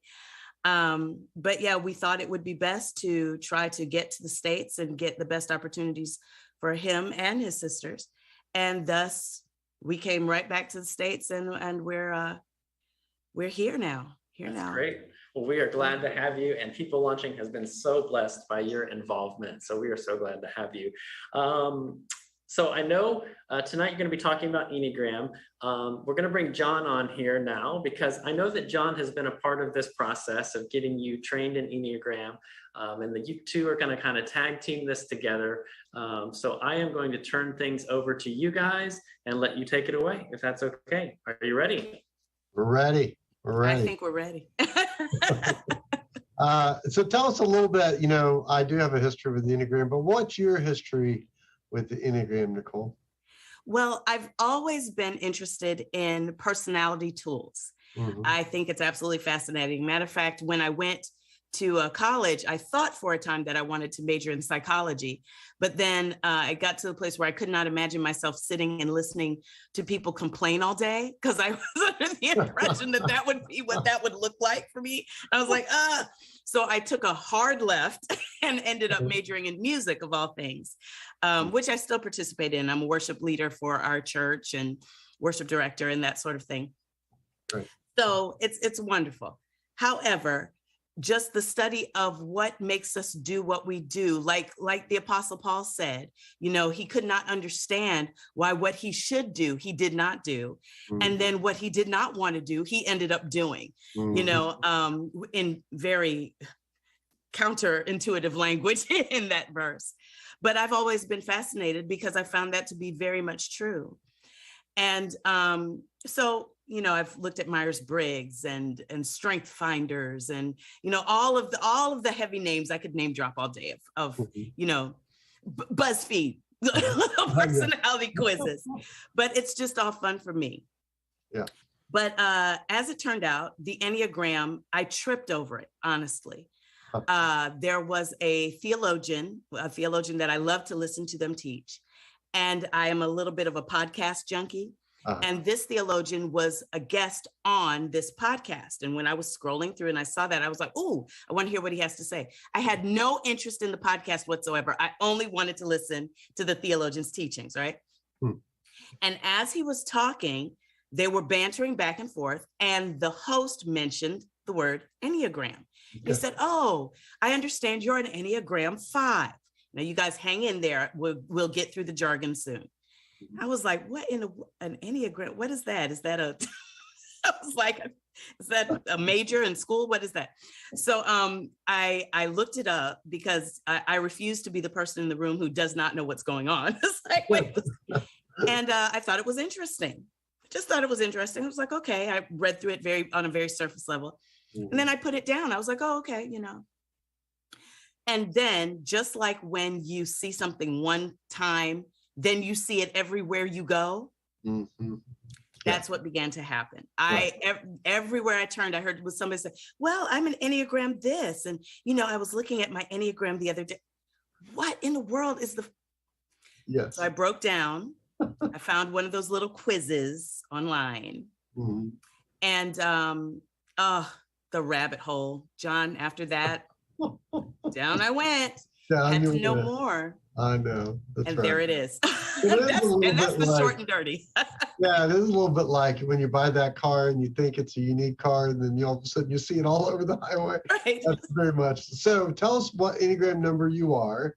By the way, on chat, on YouTube Live, if y'all want to write your number, if you know your Enneagram number, that'd be great. But tell us what Enneagram number you are, and then why don't you just tell us what the Enneagram is, and then back up and kind of explain. Okay. Well, I'll start from the big picture. We'll go macro, and then we'll come finer. Okay. In its simplest form, the Enneagram is a tool of discovery, understanding not just what you do, but why you do it. And that's so very important. I have to kind of put that out there first, because most people will say, well, I know my Myers-Briggs. What's the big deal? I know, the 4 humors, I'm sanguine, I'm this, I'm that, all this jargon, we can get past that. So why do I need another personality tool to tell me what I already know? I already know what I do. But what's important is why we do it. Because the truth be told, everybody on the planet, we actually all do the same things. We all are prone to outbursts. We all are prone to moments of withdrawal. We all are prone to adventure seeking or adventure avoiding. We're all looking for security. All human beings at core, we do the same things, but the reasons we do them are different. And that's what I found unique about the Enneagram, is it goes into a language in which it starts describing the inner workings, the inner desires, if I may get a little evangelical on it, the sins that so easily beset us. What is driving us towards doing or not doing what we do or choose not to do, right? So that being said, there are 9 categories, very loosely, in which persons' motivations will fall. My motivations fall under the 8 category. Okay. I'm an 8. So if you hear people throw a number out, an 8. Little cute nomenclature, you'll hear little titles that they're given, like little archetypes. They'll often call the 8 the challenger or the boss. I like it when they call him the boss. It's a little bit over the top, but there you go, John. That's great, perfect. Wonderful. Yes, challenger, that's me. I'm 8. Okay, and then describe, if you don't mind, each of these, that'd be great. And then emphasize the 7 at the end, like really talk up the 7. I wonder why you want the 7 to just sound so. I don't know. Okay, well, I'll start at 8. I guess I should out myself first.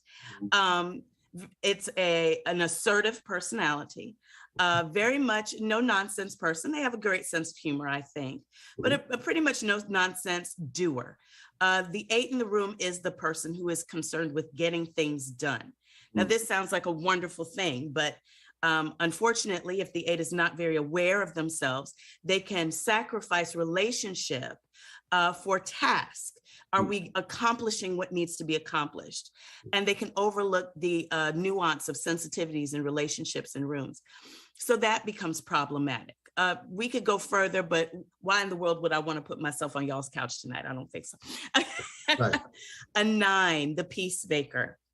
Yes. And all of these are wonderful. There's not one of these numbers that I'm going to say, oh, this is a problematic personality. No, God created each one of these types with beautiful attributes. And for the 9, the peacemaker, they are also a very stalwart type personality. You'll find them a stabilizing force in their relationships with people and even within the room. They're not necessarily the loudest person in the room. They tend to be more withdrawn with their personality, but they are very stable and they're very much concerned with, is everyone at peace? Are we all okay? Is everything settled? And they don't like too much of a turn up with that. Now, consequently, that can become problematic for them because they may develop habits of avoiding necessary conflicts in their life for fear of losing relationships. So their fear of losing relationships will actually cause them not to confront things or people that probably should be confronted. Right next to the 9, going down in the 1, we have the reformer. Some have even called them the perfectionist, but I don't too much care for that. I like the reformer better. The 1 in the room are the persons who are constantly looking around to see what can be improved.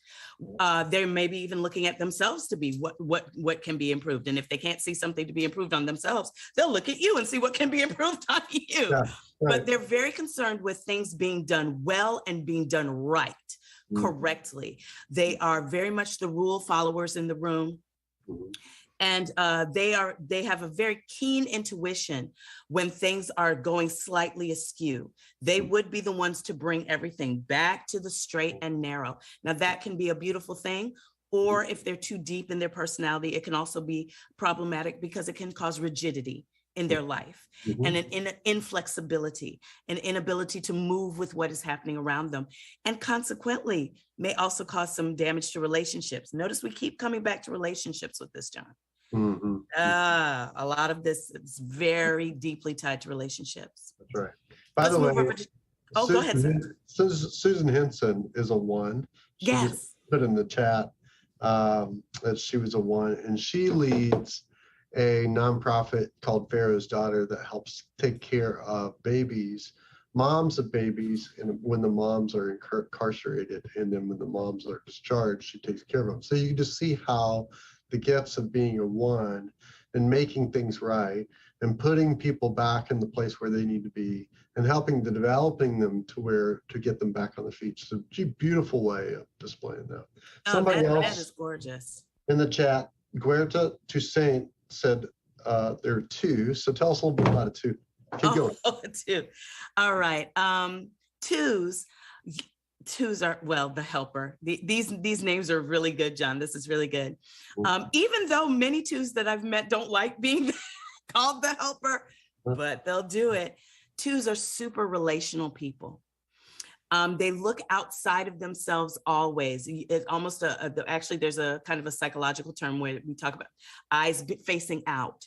Twos are very much the quintessential eyes facing out. They're always picking up on the energies in room and looking for the needs that need to be filled. They'll be the first persons to notice if someone over here seemed a little uncomfortable, if someone over there seemed as if there was a need. And they seek to be the ones to fill that need. Sounds wonderful. Unless, of course, they get too identified with being the solver, the fixer, the savior of the world, and not being identified for who they are. It can become very difficult for them to identify their own needs, their own desires, their own plans and goals, because they are so invested in others.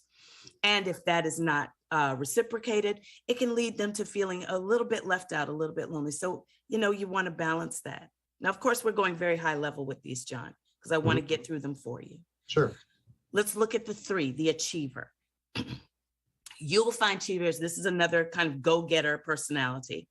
You'll find achievers in business. You'll find achievers in entrepreneurship. You'll find achievers in politics. 3s. They love people. They love to be in front of people. They love to be featured by people. And they always have something really good to say. Generally speaking, they know how to work a room. And that's not in a nefarious way. It's just they do have a gift for sensing what's going on in the room and pivoting themselves in order to fit what is happening and to move people forward. They're very much goal-oriented. Let's compare them to the 8 I mentioned earlier. 8s are doers, but we would prefer you just bring us the list and then we'll get it done. The achievers, the 3s are the persons who make the list. They love a to-do list. And they're not very satisfied with life unless they have something on that to-do list. Right. On the flip side, if they get too identified with what I accomplish rather than being loved for who I actually am, it can become problematic for them in their relationships as well. We'll even talk a little bit later, I know we will, about how this even affects our relationship with God and who we bring to our devotional life. Because if we're bringing an image of who we think we are and not bringing ourselves, we are shortchanging the transformational work that God has for us in our lives. He wants us to bring who we actually are, not who we think we are. Yeah. That's hard for the 3. The 4, the individualist, as it says, the stereotype is that you'll find a lot of artists in 4, a lot of 4 artists and, in music, entertainment, drama, visual arts, that sort of thing. But I have news for everyone. There are 4s in all areas of life. They're not a very common number, that true individualist spirit. But when you run across one, you'll know. You'll know. Yeah. They long to be unique. They long to be set apart. They enjoy knowing that there's, I guess to quote the Bible, there's none like them and none beside them. Yeah. But they enjoy that very much. Where that can become problematic for them is if they don't recognize that they're already born unique and that's not something that they have to strive for. They can end up starting to make caricatures of themselves and working too hard to be set apart and not really dwelling within the peace and the equanimity, that nice emotional balance of knowing that I'm loved and cared for just the way I am. I don't need to create a person to create interest. I'm interesting enough. God made me as such, eh? Amen. That's right. That's good. So we're almost there. 5 are investigators. I've heard teachers such as Suzanne Stabile say that they believe that 5s are probably the most neutral of all the numbers on the Enneagrammic wheel. They're very much living their thought life. They can tend to be a little bit introverted, not all the time, but you don't want to get stereotypical with it. But they're very concerned with knowledge, gathering as much of it as possible, information, knowing the facts about things. And they have this remarkable ability to look at the facts without bias. They're not something that they utilize that knowledge in order to pursue their own personal leaning. To them, it literally is just black and white facts as it's stated. And they are relentless with that pursuit. Now, where that can become problematic is that sometimes they can get stuck in the acquisition of knowledge. You remember the verse where we talk about learning, but never coming to full understanding, or that sort of way in which they're stacking more and more information, but they're not necessarily doing anything about it. They kind of go into a little bit of a paralysis. And it takes a lot to pull them out of that, to understand that you are enough. You know enough. You are competent. They very much fear being considered incompetent or being caught without the appropriate tools necessary to execute an idea or a plan. So that can be a little bit trialsome for them. Being able to have the confidence to know that I have acquired enough information about what I need to, and I can move forward in life without fear of being exposed as being unknowledgeable about something. Right. Yeah. Good. Okay. Good. Loyalists. Number 6. Amelie and Luke coming on in a little while are both 6s. Tell us about 6s. I got a thing for 6s, John. I gotta say it. I have 6s in my, well, I have a bulk of these numbers in my life relationally, which, little side note, you never type a person, those persons type themselves. So even as we go through these very, very loose and surface descriptions, someone may say, oh, I think my husband is, okay. We're not supposed to do that. I know it's tempting, but try not to. Focus on you. But yeah, 6s are, they've been described as the salt of the earth. They are the cogs that keep the earth turning. Once again, to quote Suzanne Stabile, and also I think Richard Rohr, who's another Enneagram teacher, I think he also believes this too, that there are more 6s on the earth than any other number. I don't know if that's actually true, but from my observations, I would believe it. The nature of the 6 is to build communities. They love to do it. They're naturals at it. They walk into a room and they're thinking already, how can we connect? Who can I connect with? Now, it comes from a place of desiring security, which there's nothing wrong with that. But when they are in their healthiest state, they will do that for anyone and for everyone, anywhere. Put them in the room, you walk out, and when you come back, you've got a community that has formed within the room. Great people. Now, where the 6 must balance themselves, they have very inquisitive minds. They are the question askers. Let's compare them to the 5. The 5 will go Google and do their own research. The 6 will interview you. They will ask you all the questions.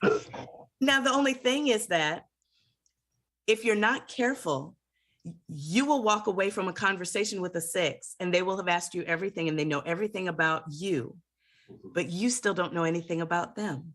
Right. That's true. Yes.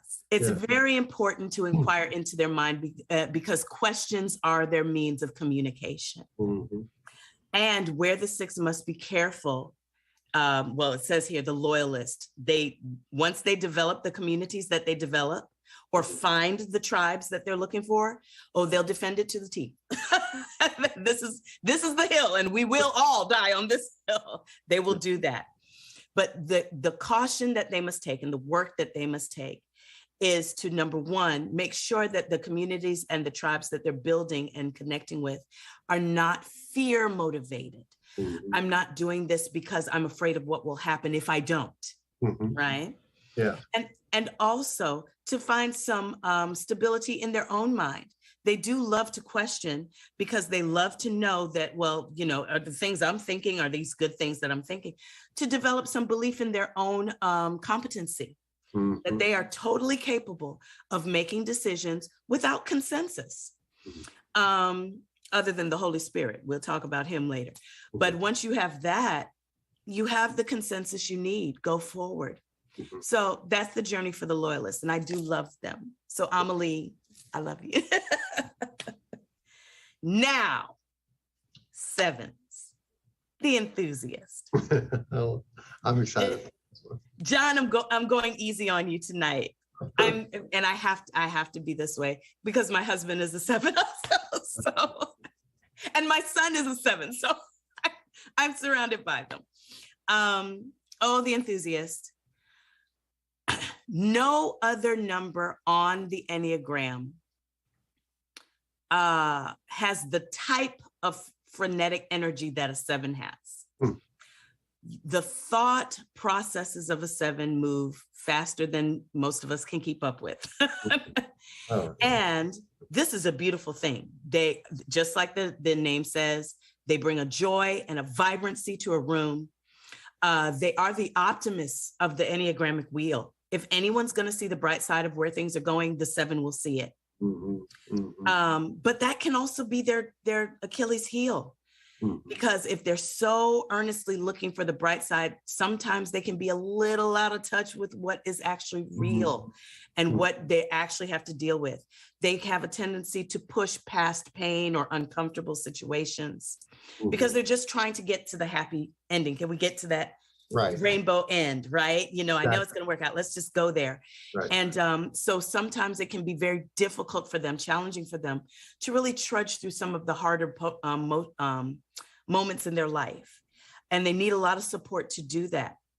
But if given that support, they can come up with creative and beautiful ways to live out even the most difficult portions of life. So their challenge there is to be able to balance out this quest for happiness and recognize that even when things are difficult, which life can be, it's not the end of the road. It does not mean that, things will never get better. Of course they will. But we have to develop some tenacity. We have to develop a little bit of strength in order to make it through. But I tell you what, if you need ideas, find a 7. Sevens are idea people. Oh yeah, we're right. They're quick on their feet, and truly they exemplify the fruit of the spirit of joy. Honestly, I've yet to bump into one that doesn't, and I'm grateful. I'm grateful for you 7s. There you go, John. Excited. That's great. So that's good. I want to ask you a couple more questions, but if you don't know your Enneagram number, we have a website called Gospel Enneagram. It's how the Enneagram is used in a particular Christian way. We have different aspects of the gospel reaching that. And we have some courses on there, not just a free assessment, but if you go to gospelenneagram.com or to peoplelaunching.com, there's a place to link to Gospel Enneagram.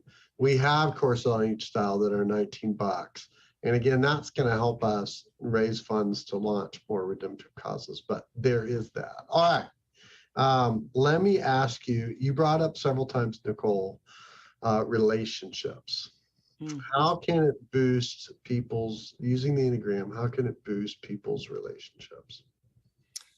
Well, let's start with scripture, because that's what we do around here. And everyone in the room knows, love the Lord your God with all your heart, your soul, your mind, your strength. And the second is like unto it. Love your neighbor as yourself. If you don't know yourself, it's hard to love yourself. That's right. And that's true of anyone. You can have a very generalized love for humanity. You can have a very generalized love for people in a room because you may seem like, oh, we're all on the same team here. Okay, great. But as far as loving them in a specific way that garners growth, that desires God's best for them, that informs how you pray and intercede for them, how you walk with them. Hard to do that if you don't know them. This is true of yourself primarily. So if the command is for me to love my neighbor as myself, I must first know myself and love that person. Yeah. That may sound easy for some people to do. And perhaps it would be easy for some people to do if Enneagram was just going to tell you all the sparkling, wonderful things about yourself. I guarantee you, the deeper you get into it, it does not. No. You will know for certain what your Enneagram number is, not with all the things that you read that are great. When you read the one thing that makes you, feels like it hits you in the chest, it's like, oh. Yeah, right. Yeah, it's pretty That's good. you. There I am, right? Yeah, cool. It acts as that mirror to see the parts of you that are not quite so golden. Mm-hmm. They're very problematic, actually. Yeah. And may, if we take the time to slowly think back, may have caused us great pain over our years, both to ourselves and to other people. We may have inflicted great pain, and very unwittingly. These are some of these sins these are just transgressions. You don't know you're being this way. You think I'm just being who I am, Right. and the entire time you're just knocking up against people left, right, and center, and you don't realize it. That's right. Okay. That's right. So it starts with knowing who this person, the Lord God created, is, and what are the sins that so easily beset me. Now I can take that person to the Lord when I pray. Now I realize when I'm reading scripture, that lens is actually over my eyes, even as I read it. That lens is the filter through which I hear my sermons and my devotionals, defending this person I've created. Yeah. Yeah. Once the Lord starts tearing that person down, my relationship with him gets stronger. And then my relationship with others will get stronger, because now I can bring to them who I actually am and not who I am trying to present to the world. That's good. That's good. Yeah. Thank you. I'm going to pop in here, guys. Nicole, I think we can all tell that you are very passionate about this topic and you are very knowledgeable about this topic. I do want to share with everybody, again, that just touching on what John said, is that we do have links for Enneagram testing and courses and getting reports on your Enneagram style. And then you also, people can schedule with you, Nicole, to talk more in depth about this. I know that there were a couple Enneagram styles that we didn't get to quite yet. So 8 and 9s are great people. I'm married to a 9, so I got to give my 9 some props out there. But one question that did come up, even though we're having to kind of cut out some of our question time, is talking about, is there a danger to the Enneagram? I think there's some confusion around that in the Christian world. So what would you say to those people who are asking that type of question? Absolutely there is. But it should bring you comfort that the danger to the Enneagram is no different than the danger of anything else that we decide to make an idol of. The Enneagram is not salvation. It is not the blood of Christ. It is not the love of the Father, and it is not the guidance of the Holy Spirit, our great seal. It is none of those things. It is purely a tool to know yourself a little better and to be able to identify and put language to. We also, we'll sit and say, oh, well, the problem with the world is sin. The problem in the world, we have to do battle against sin. Okay, what sin? Which one? And to be able to identify some of the clever disguises that our own sin, indeed, the heart of man is desperately wicked. Who can know it? There's some gold there too, but the parts of us that are still striving to sit in that God seat have very clever ways of winding themselves around things that we think are just harmless, and we just call it our personality. It's not personality. Some of it is your ego drive, our ego drive still struggling to be in charge. So the danger of Enneagram is to try to make it salvation. It's not. It's a tool that we can utilize, and then we can take that and sanctify it in our time with the Lord. If you keep it in that perspective, you'll be fine. But this is true of almost anything that we decide to replace the cross with. Yeah, absolutely. Great answer. Thank you so much, Nicole. Well, that actually transitions us well. Well, first of all, I want to give a big thank you to Nicole and John. So please, if you could comment in the chat and just thank Nicole for her time with us, and we so appreciate you. And we actually are going to show another testimonial video here that just shows the impact that People Launching has with things like the Enneagram to really individualize and really tailor it to a specific person's bent. So you can take that away to that video. We've experienced such amazing and rich benefits from the ways that People Launching has helped nurture and care for the unique personalities of every single person in our family. So I would think of organization for me as like our family, which is much more like an organism, which I think is part of what People Launching's niche is that it really does recognize like the living and breathing part of what's going on in people's lives. One of my favorite verses as a mom is in Proverbs when it says to train up a child in the way they should go so that when they're older they will not depart from it. And that Hebrew understanding of that phrase, in the way they should go, is according to their bent. And I feel like what People Launching does is it recognizes the unique bent of a person and then helps to fan the flame of that person in the direction that they should go. And in a world where I feel like people are underfathered and undermothered and the family unit has really been broken down, I feel like People Launching comes in and brings a familial dynamic that really helps to lead and care for and nurture a human's heart in significant ways.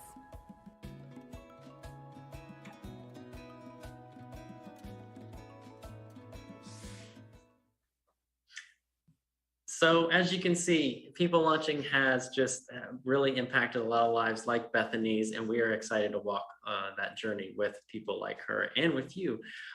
Going back to why we're doing this and why we're here tonight, we want to impact more lives. We would love to come alongside you, or maybe you know somebody who could benefit from coaching or Enneagram testing or anything like that. So if you would just consider donating tonight, we would really appreciate it. We're going to drop a link in the chat again for you to be able to do that. And we also, again, just touching on it again, because it's there, we've got our silent auction, which is taking place right now.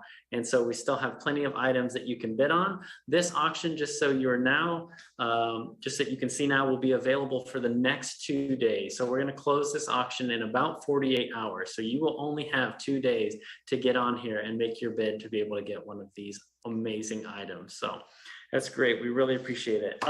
We do love to give things away as well. So I want to make sure that I don't miss that. So again, we've got another People Launching hat. If you can name John's Enneagram style, and you can type it in the chat, we will send you a People Launching hat. If you can name Nicole's Enneagram style, we will send you a $25 Uber Eats gift card. So if you can do both of them, you get both of them. If it's 2 different people, then we'll send them to 2 different people. But drop those in the chat. We'd love to have you participate, and we would love to give that away to you. So another amazing thing that People Launching does as a fundraiser in the fall is something called the Blue Ridge Relay. You may have never heard about it, but it is an amazing, amazing event. I had the privilege of being a part of it last year as a driver, not as a runner. But this year I'm aiming towards running. But the Amelie, the amazing person who's been in the background dropping all of these links, and her husband are going to be sharing a little bit about the Blue Ridge Relay. So go ahead and take it away, guys. Hi, everyone. My name is Amelie Sargent, and I'm the Administrative Director at People Launching. We're so glad you could join us this evening, and I'm here to talk to you about the fall fundraiser, the Blue Ridge Relay. The Blue Ridge Relay is a 208-mile running relay race that starts in the mountains in Virginia and ends in Asheville, North Carolina. Last year, we submitted a team of 12, which included my husband, Ryan Sargent, who is with me, our president, John Fouché, and even a few of our board members from People Launching. And out of 177 teams, we came in 25th place. This race can take anywhere from 30 to 40 hours for these guys to complete. And this year, we are back for more and submitting 2 teams for the 2022 Blue Ridge Relay. Last year, we set out with the goal to raise $12,000, and we far surpassed that as a result of generous friends, donors, and family, and we raised $15,000 to help launch leaders into redemptive causes. And so this year we are entering a team of 12 and a team of 6 called an ultra team. This ultra team will have its 6 members running anywhere between 30 to 40 miles within 36 hours. And I have one of our team members here today, my husband, Ryan. So he's going to talk to you a little bit about his experience in the 2021 race and what he's looking forward to in the 2022 race. Yeah, the Blue Ridge Relay last year was such a memorable weekend. It was so much fun to be able to do that alongside great people and to be able to take on something that was challenging, that was rewarding, and and many times very strange and running through the night. Something that was even better was that we could do all of this and to take on this crazy relay race in order to raise money for such a great cause in people launching. Yeah, and so this year our fundraising goal is $20,000. And we would love your support, whether it's just if you want to hear the crazy updates on how their training is going, or if you are wanting to support financially. You can find out more information about the race at www.peoplelaunching.com/BRR, where you can read about last year's race and find the links to donate. So we thank y'all so much. And we're excited to share more with you as the year goes on and we get closer to the race on September 9th and September 10th. Aren't they just a lovely couple? Thank you, Amelie. Thank you, Ryan, for sharing. I do have to say, Ryan absolutely crushed it last year with the run. So if you are wanting to run with some really great athletes, Ryan will be there and you can test your skills against him. So we were glad to have him a part. Speaking of another runner in our Blue Ridge Relay, Mr. Luke Thomas was with us, and he is a powerhouse of a runner. If you will look on that wall right behind him, you can see those are like, it's incredible. It blows my mind every time I see it, man. You are just incredible. But we are so glad to have you, Luke. We know that you have accomplished a lot, and I know that one of the most important parts of you being able to do what you do is being able to sleep well. So tell us a little bit about yourself, who you are, and how you've gotten to where you are right now. Yeah, thanks for having me. It's good to be here. I love people launching. I'm here in Knoxville, Tennessee, not at 1 a.m. in the morning, not South Africa or anything like that. But I lead Legacy Church here and have for the last 10 years. I'm married and have 3 kids, 20, 18, and 12. And yeah, I burned out about 10 years ago, and nearly had to step out of the ministry, which started this long journey of rediscovering health for a leader of any kind, but particularly in the ministry. And part of that journey was learning how to just sleep, which is something I did accidentally as a teenager and did quite well. But you start making babies and picking up stressors in life, and it becomes very difficult to sleep. So yeah, that's kind of my background. But just a quick confession before I go any further. I'm not a great sleeper. Sleep is still burdensome for me. I have a hard time falling asleep. I have a hard time staying asleep because life is hard, right?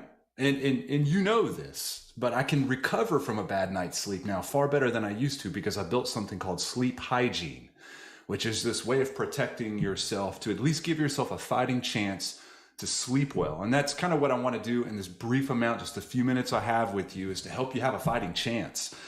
Because even if you do a really good job at sleeping, you're still going to have bad nights from time to time. And that's okay.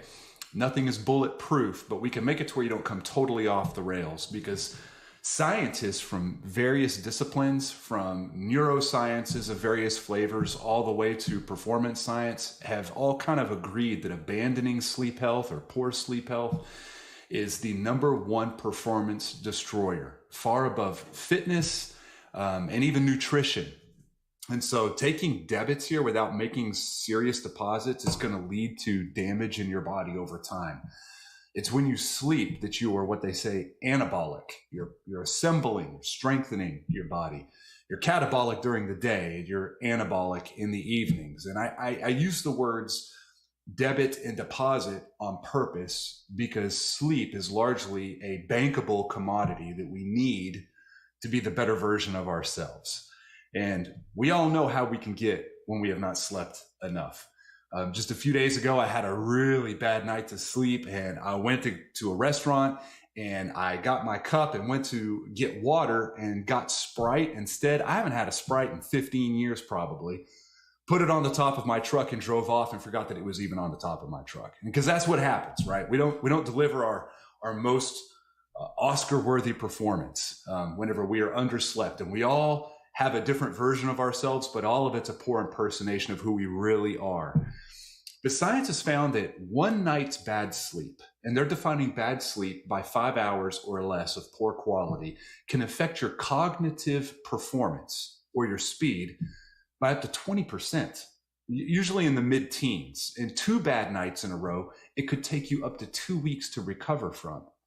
Incidentally, that's probably why home games are more advantageous for sports teams than having to travel, because they get to sleep in their own bed. It's not all about just having a loud crowd. In fact, there's one sports scientist, Charles Czeisler, from the Harvard Business School, and why they have anyone in the Harvard Business School studying sleep, I don't know, but this is what he says. He says, we know that 24 hours without sleep or a week of sleeping 4 or 5 hours a night induces an impairment equivalent to a blood alcohol level of 0.1%, which means you're bouncing around drunk, basically. Drunk. So when it comes to sleep strategy, most of us sleep accidentally, and that's if we sleep at all. So I want to look just briefly at how we can maybe build some sleep intentionality, or what we're calling sleep hygiene. And I'm going to do it real quickly by telling you some things that we can stop immediately and things that we can start immediately. Okay, so this is all very tangible. You can do it tonight. It's all high application. But one of the first things you can stop doing, and this is for free, by the way, stop eating after 6 p.m. Okay, it gives your digestive system an opportunity to do its job. Some of your hormones need that time to do their job. Insulin, cortisol, different things like that. Whenever you snack late at night, you're actually adding chores to the chore list for your body to perform that evening. You need to take that pressure off of your sleep and just finish eating by 6, and then don't eat anything until the next day. Another thing that you need to stop immediately is stop living in your bedroom, okay? Make that bedroom a sacrosanct place, all right? We have 2 rules. That's a place for sleeping. That's a place for sex. That's it. Okay. So if you're using your bedroom for a bunch of different things, like maybe you got a big TV in there, laptop, you got a Peloton sitting there, a workstation, whatever it is, you got to wheel that stuff out of that room and create a boundary to that bedroom just for sleeping. They're discovering, mostly in the neuroscience field, that habit formation is highly tethered to space. So make that bedroom a special place. Another big thing that we want to stop doing immediately is heavy light exposure in the evenings. Just as you want to flood your lights with heavy lumens early in the morning to kind of kick your body off, to trigger it to do what it needs to start doing, you want to do the inverse of that in the evenings, okay? Begin dimming the lights, usually after dinner, but I want you to give a special attention to overhead lights, which are the most harsh. Because and this is interesting, overhead, because the highest concentration of photoreceptive cells are in the bottom part of your eyeball. But you remember from biology class in high school, everything is reversed when it's pulled into your eye. So it's the overhead lights that are a problem.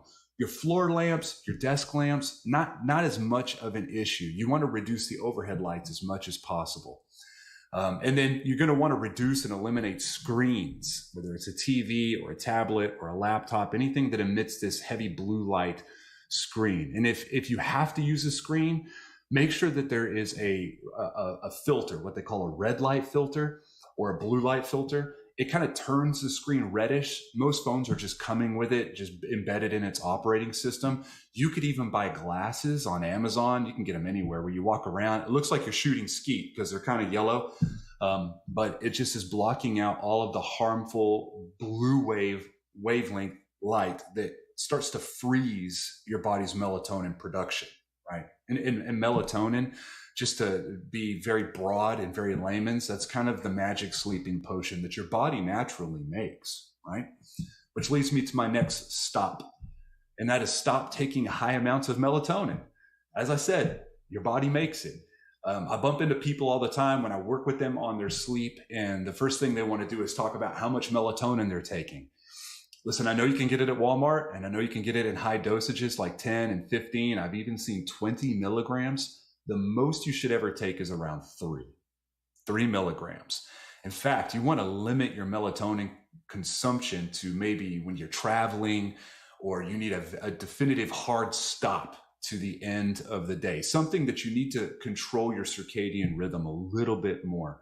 Other than that, it's probably better to help your body regulate or upregulate how it makes melatonin, because it makes melatonin. You see, when you take too much melatonin, like 5, 10, 20 milligrams, you're taking it exogenously, and your body works on a feedback loop. So it senses that you have all this melatonin and it decides it's not going to make any. Well, eventually what you took over the counter is going to dissipate in your bloodstream. And then when it's all gone, it tells your body it's time to wake up, which is why if you take a lot of melatonin, it's probably why you're waking up at 2 or 3 in the morning. You're just taking too much. You probably don't need any at all, to be honest with you. Another stop. Stop drinking alcohol after dinner. It's a massive dehydrator, and that will also disrupt your early morning sleep from 2 o'clock on. And some of you know this. I know because I have trackables and wearables that measure how good my sleep is and my recovery ratings in the morning, that if I have one drink, 4, 5 ounces of wine or a beer or even half a beer after dinner, it will disrupt my sleep up to 7 or 8%, which is heavy. It's a heavy disruptor. Another thing that you should stop doing immediately is stop drinking caffeine after lunch. Okay. Some of you are big coffee drinkers, 1, 2, 3, 4, 5 cups. I would say if you have heavy anxiety issues or adrenal issues, or you feel fatigued and burned out, you should probably drop coffee altogether. If dropping coffee is anathema to you, you should probably drop it for different reasons, right? But if you just have a cup or 2 of coffee, it's important to get it done before around 10 or before 9. That afternoon cup of coffee is a bad idea, because coffee works in our bloodstream according to what some people call a half-life. Science doesn't really agree on whether that half-life is 4 hours or 7 hours. So we'll just say every several hours, you have half as much caffeine in your system. But if you're drinking it after lunchtime, by the time you hit bedtime, you still have caffeine in your bloodstream. And that's just making you swim upstream whenever it's time to go to sleep. Another thing that we should stop doing, and that is training or working out hard after 5 p.m. Some of you train or you work out, and after 5 sounds good because work is done.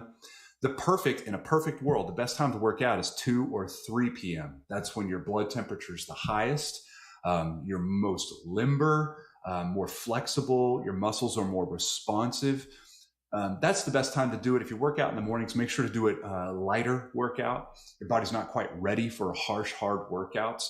But the reason you don't want to do it after 5 is it just takes too long for the heart rate to sink down to allow you to go into that lighter sleep, which you need to get into the slower wave sleep and then the REM sleep. You need that. Same goes for sauna use. If you go into a sauna or a hot tub, or you have them at your house, I know it's relaxing and it's calming, but it will keep your heart rate up too high. It'll make it difficult for you if you do it too late in the day. The last thing I'll say on the stop before I go into the start, stop scrolling. I know everybody likes to do it. Everybody goes into bed. We're all charging our phone next to our bed. That's a different topic for another day. But you want to stop scrolling. The light, even if you have a filter on your phone, you still have lumens entering your eyes, and it's still pushing your sleep in the wrong direction. Best thing to do, use a dim lamp, read a real book. The more boring the book, the better, right? So when I started doing this, when I did my research and wrote on this, I started with British sci-fi from the 1900s, which is just as boring as it sounds. And I could make it through about a page and a half, and I was gone. I was ready to go. So those are my suggestions of things that you should stop immediately. And I think all of those were for free, right? None of that costs money. Start, how to start, things you should start. Whenever you do want to recapture sleep, so you've had a bad night or two, you want to get a good amount of sleep, front loaded on the front of the evening.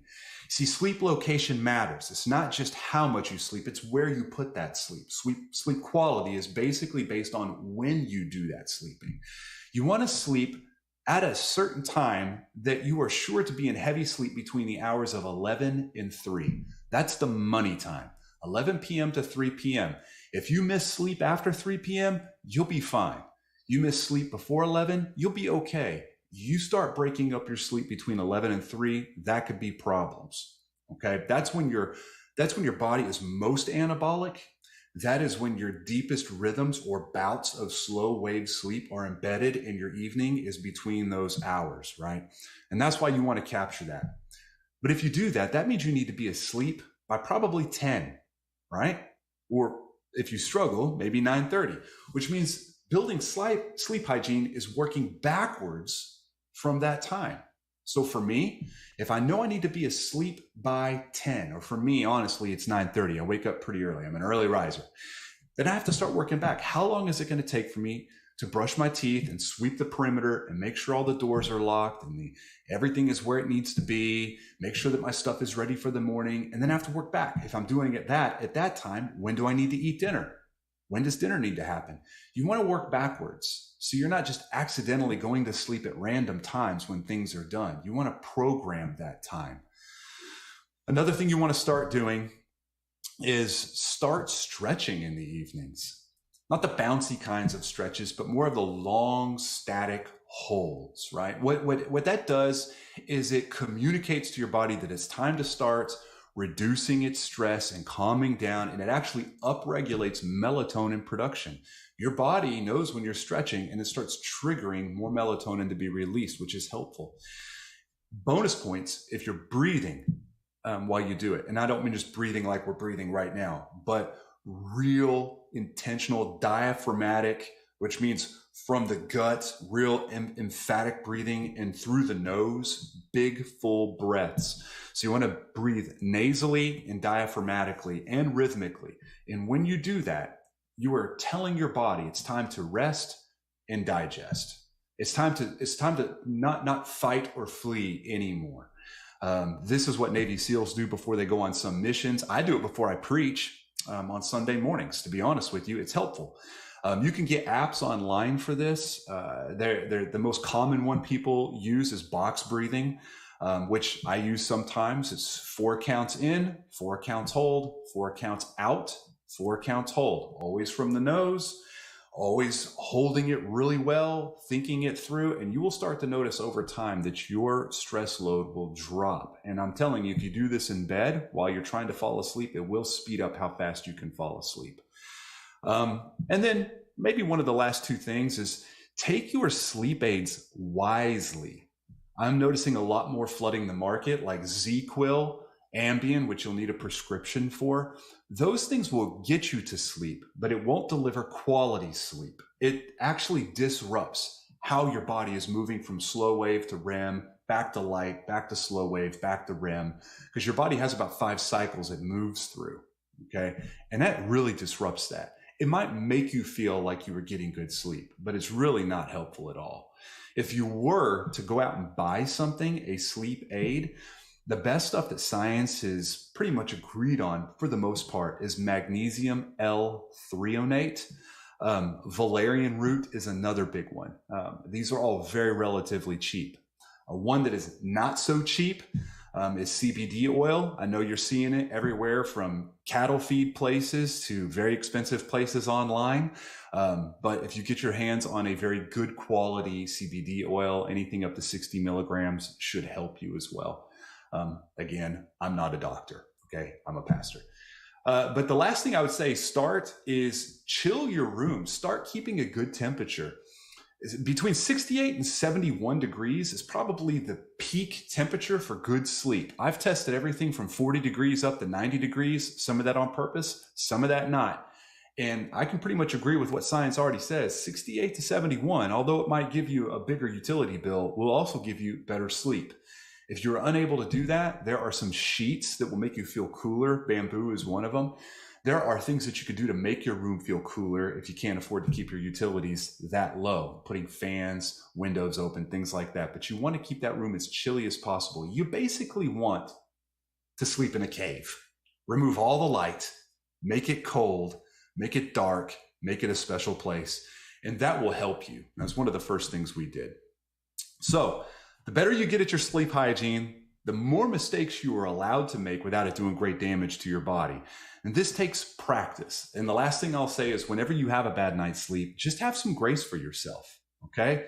It's hard. It takes practice. You're going to have bad nights from time to time. But if you could have more good nights than bad nights, you will start to see your health improve over time. So that's just a quick shotgun tour on how to have a better sleep hygiene. Thank you so much, Luke. So good. That was so well presented. And yeah, I think we have some questions here to go over because that was a lot of great information that you shared there. Okay. So one of the first questions I actually want to ask personally is why, especially as an American culture, why do we devalue sleep? Why is that so easy for us to just throw? That's one of the first things that goes out the window, right? Like why do you think that is? Seems like the effects of it are prevalent, but why is it so difficult for people to realize that sleep is so important? Probably depends on your Enneagram. But I would say some people, they need that leisure time. They want to watch more TV. That would be one killer. Another is people want to get more done. And I think in the American culture, we might have a mixture of both. You can't achieve things if you're sleeping, right? That's what I tell pastors and leaders all the time. Nobody gets a medal for resting. And so if you're an achiever of any kind, you're a 3 or a 6 or whatever, I think it would be a struggle to sleep a lot if you could be doing something productive instead. So I think that's a big piece of it. But I think the leisure is a big one as well. People want to just chill out. Yeah, I agree. Okay, so if you have a question for Luke and you want to drop it in the chat, please do that. And we would love to get that from you so that we can ask him. But I have a few questions here. You didn't say anything, I don't remember it, but did you say anything about naps? Like, what about taking naps and like having, is that something that you recommend? Yeah, I do. I'm not a good napper, but I think naps between 20 and 45 minutes are the best, and close to 2 o'clock, give or take an hour, is the best band to do it in. I've heard of some people using this test where they'll sleep upright in a chair or maybe in a recliner, and they'll hold a pencil or something in their hands. And then whenever they drop it, it wakes them up and they know it's time to get up. But they only let go of it whenever they've actually kind of hit that deep sleep. The thing about naps is you don't want these long ones, these long 1 and 2 hour naps, because what happens is you start to enter a REM cycle. And you're just causing more disruption for that evening. So I think 20 to 45 minutes is the best. It's a great tool to catch up on a little bit. I don't think you can nap too much as long as you just keep the bouts kind of small. That would be my.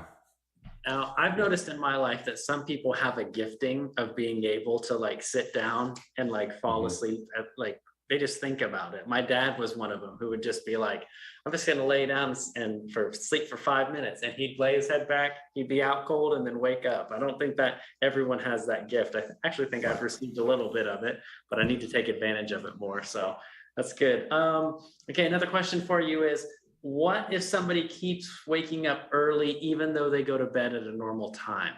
What about that? Yeah.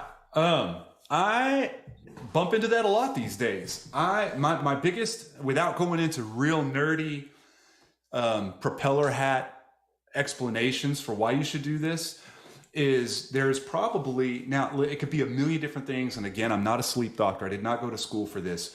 But from what I understand and from the peer-reviewed research that I'm reading, it's because their circadian rhythm is offset a little bit. So to really, whenever you wake up, if that's your problem, when you wake up in the morning, truly flood your eyes with light. Sunlight is the best. There still is no substitute for watching a sunrise. Even a dim sunrise pulls more lumens into your eyeballs than anything you can stare into. But if you have a selfie lamp or a happy lamp or something like that that can flood your eyes, that would be the things you want to do is you wake up and try to really tell your body, now is when the day starts. Not at 2 or 3, right now. So you're kind of reprogramming. It could be that. It could also be diet. If you drink wine in the evenings, I've noticed if I have a glass of wine, 3 o'clock, I'm probably going to wake up at 3 o'clock. I've heard that with other people that drink beer and not wine. So I think alcohol has that ability to push you awake. People who overdose on melatonin, they most certainly do the same thing. So some of it could be nutrition and supplement driven. Yeah. Somebody in the chat was asking again about magnesium. They were just wondering, can you touch on magnesium again, just so that they're clear about that? Yeah, there's several different kinds of magnesium you can get on the market. Some of it makes you poop really good, right? Some of it just makes you feel calm. Some of it actually helps your sleep. The magnesium L, the letter dash threonate, threonate, has been shown to be the most effective form of magnesium for sleep. It's a little bit of an adrenaline sink. It pulls some of that fight or flight, the cortisol and everything. It starts to calm your body down. But the human diet is severely deficient in magnesium anyway. So if you were to buy one sleep supplement, magnesium L-threonate would probably be the first if you were just focused on a sleep supplement. Second to that, maybe an adaptogenic herb like valerian root or something like that. And then if you just made a ton of money, then probably CBD oil. That's kind of the nuclear option there, but it can work really well. Okay, great. Thanks, Luke. Yeah. One more question here for you. What somebody's asking about, how can I fall asleep easier? So that sounds like they're struggling falling asleep. And if you have just a really tough time simply falling asleep, any tips for that? Yeah, that's a busy mind mostly. You're rehearsing the day, you're borrowing stress and worry for what's happening tomorrow. I think that's why a lot of people do scroll on the phones. And some people say, hey, I scroll on the phone and it helps me fall asleep. What they're saying is they're distracting themselves from that still place. You know, if we just put ourselves in a still place, sometimes we don't like where our thoughts carry us, right? Yeah, we go to difficult places and we're working on problems that don't even exist yet. That's why I think the book has been helpful. I'm one of those anxious people.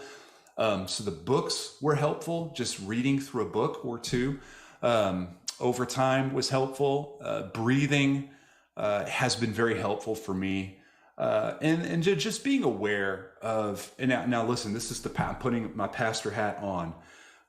There is a beauty and then just letting God work on our issues while we sleep. Sleep is a forced biological Sabbath where we have to rest while God does things all over the globe. He's doing things while we sleep. And I think for me, part of it is just trusting in that and celebrating that truth by just consistently practicing the act of letting the day go and not thinking about things.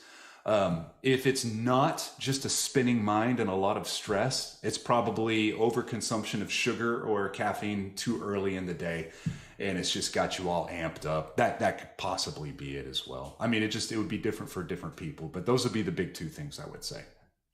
Somebody else mentioned something, I've never heard of this, reishi mushroom. Have you ever heard of that? I don't know much about it. I have heard about it. Yeah. I know they're making some coffee alternatives with it, but I don't know about how it would help with sleep. I don't think it does. Yeah. So what caffeine does to keep you from sleeping is interesting. You have these receptors in your brain called adenosine receptors. There's an adenosine molecule and it makes you feel sleepy, but there's only so many of them. So I want you to imagine a bar and all these bar stools. And they're supposed to have adenosine sitting in them. Well, caffeine fits in the same bar stool. It's the same size molecule. So caffeine floods those receptors. Adenosine can't dock, and so you never feel tired. So caffeine doesn't make you feel alive because it does something to you as much as it keeps adenosine from doing anything to you. So, you know, these mushroom alternatives and some of these coffee alternatives are really flooding the market now, and I'm interested to see what it turns into in a few years. It's allowing the adenosine to work because it's not going to allow caffeine to flood those same receptors. And I did notice when I fasted coffee, when I was trying to fix my burnout and I came out of using coffee totally, I just went cold turkey on it. It gave me headaches for a little bit. I did not enjoy it, but I did sleep better. That's for sure. So, okay, that's great. Yeah, it'll make a big difference. So, I just want to say thanks so much, Luke, for just taking some time to be here with us tonight. Like, so informative, so great. If people want to, I mean, so many people would benefit from your knowledge that if people want to get in touch with you, I believe we're going to drop your contact information in the text here so they can reach out to you. And I know you offer a lot of different things. I do want to highlight one thing real quick, just for everybody, is that sharing my screen here is that you actually are the one who is going to be helping people to build a better personal calendar, and you're also helping with the personal running plan. So right there, I just want to tell everybody, if you want to get in on this action, then you could get that at a very good price. If you want to make a bid for those, that would be great. So Luke, I appreciate you donating those to the cause, and yeah, I just want to say thanks for joining us and hope you have a great night. Thank you. All right, see you later. So we're winding up our evening. We've just got a few more minutes left here. So I'm just going to say again, we would love if you would just consider partnering with People Launching and with people like Luke to help us do more and impact more and help people get things like better sleep so they can be better people and do more in their life for the kingdom of God. So if you would, just please, we'll drop that link again for donations in the chat if you would consider clicking on that. And I just pulled up our silent auction if you would consider going to that. Again, that will be open for the next 48 hours. That will end about 8:30 on Saturday. So please consider getting in there, making a bid. We would really appreciate that. And yeah, and before we head off, we've got one last video that we want to show you. It's got a few familiar faces in there, but you're going to see some new ones. So please check it out.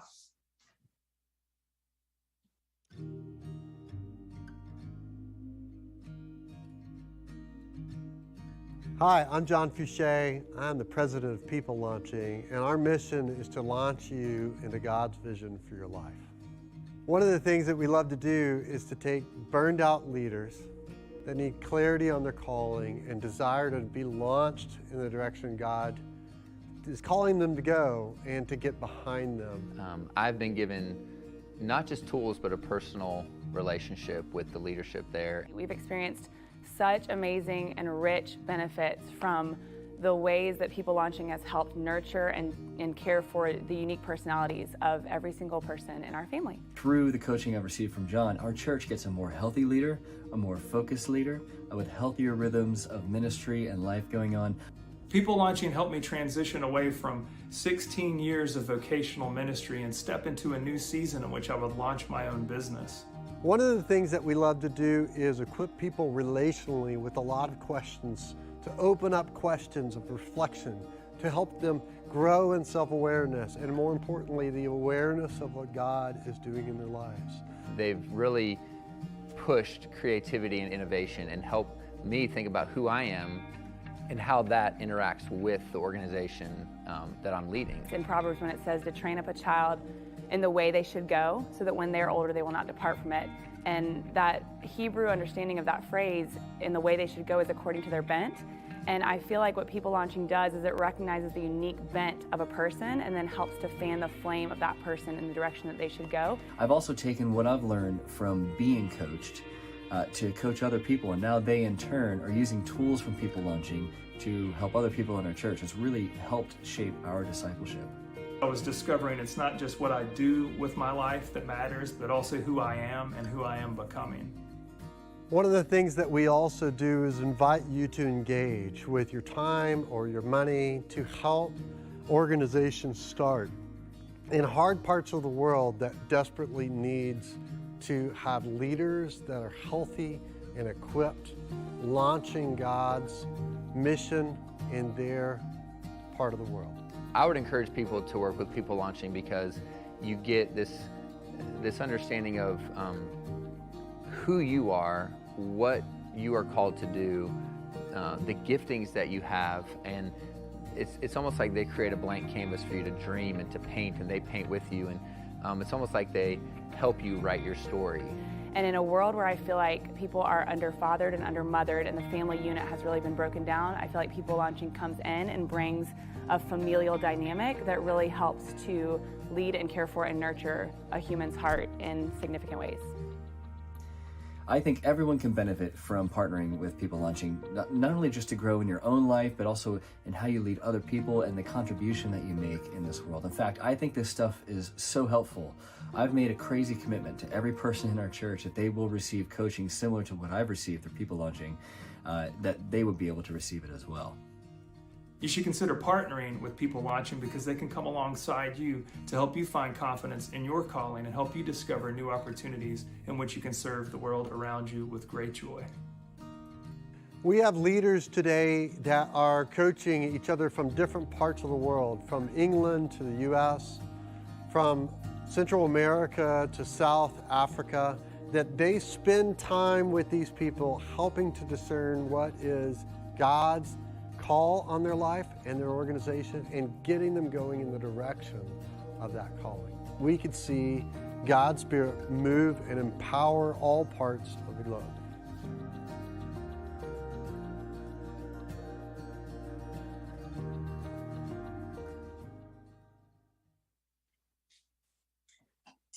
So as you can see, these are just more and more people who are being impacted by people launching, and it has been such an honor for us to be a part of all of those stories. So we are just so thankful that people allow us in to walk these journeys with them. And I'm going to invite John to come back on here. John, if you'll join us, we'll wrap this whole thing up. And I just want to give special props to the whole People Launching team and everybody who's joined us.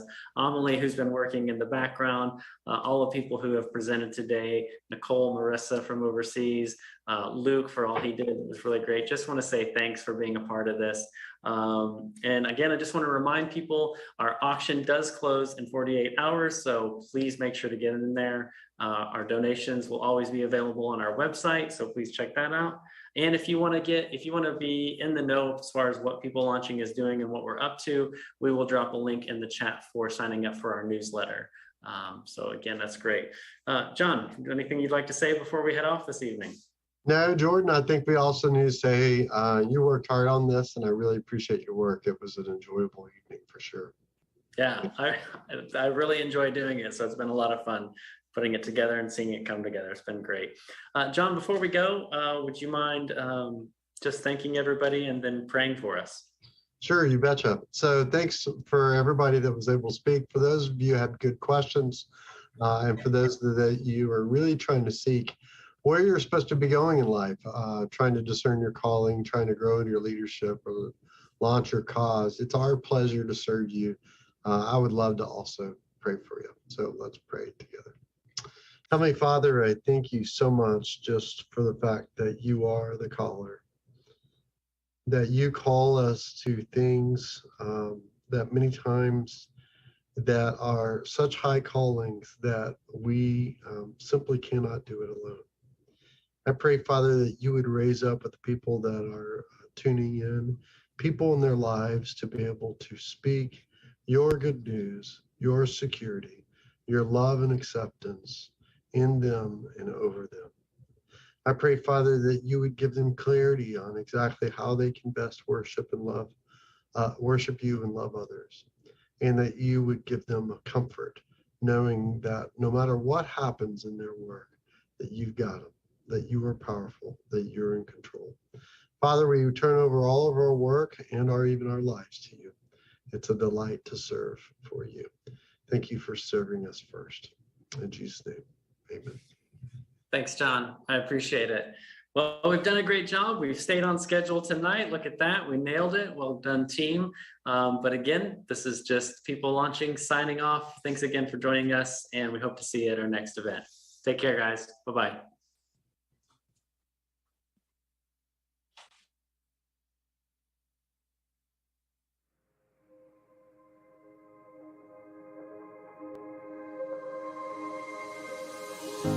Very breath that spoke life is speaking, calling for those who long for meaning. Fix your eyes on this love, for his kingdom is near.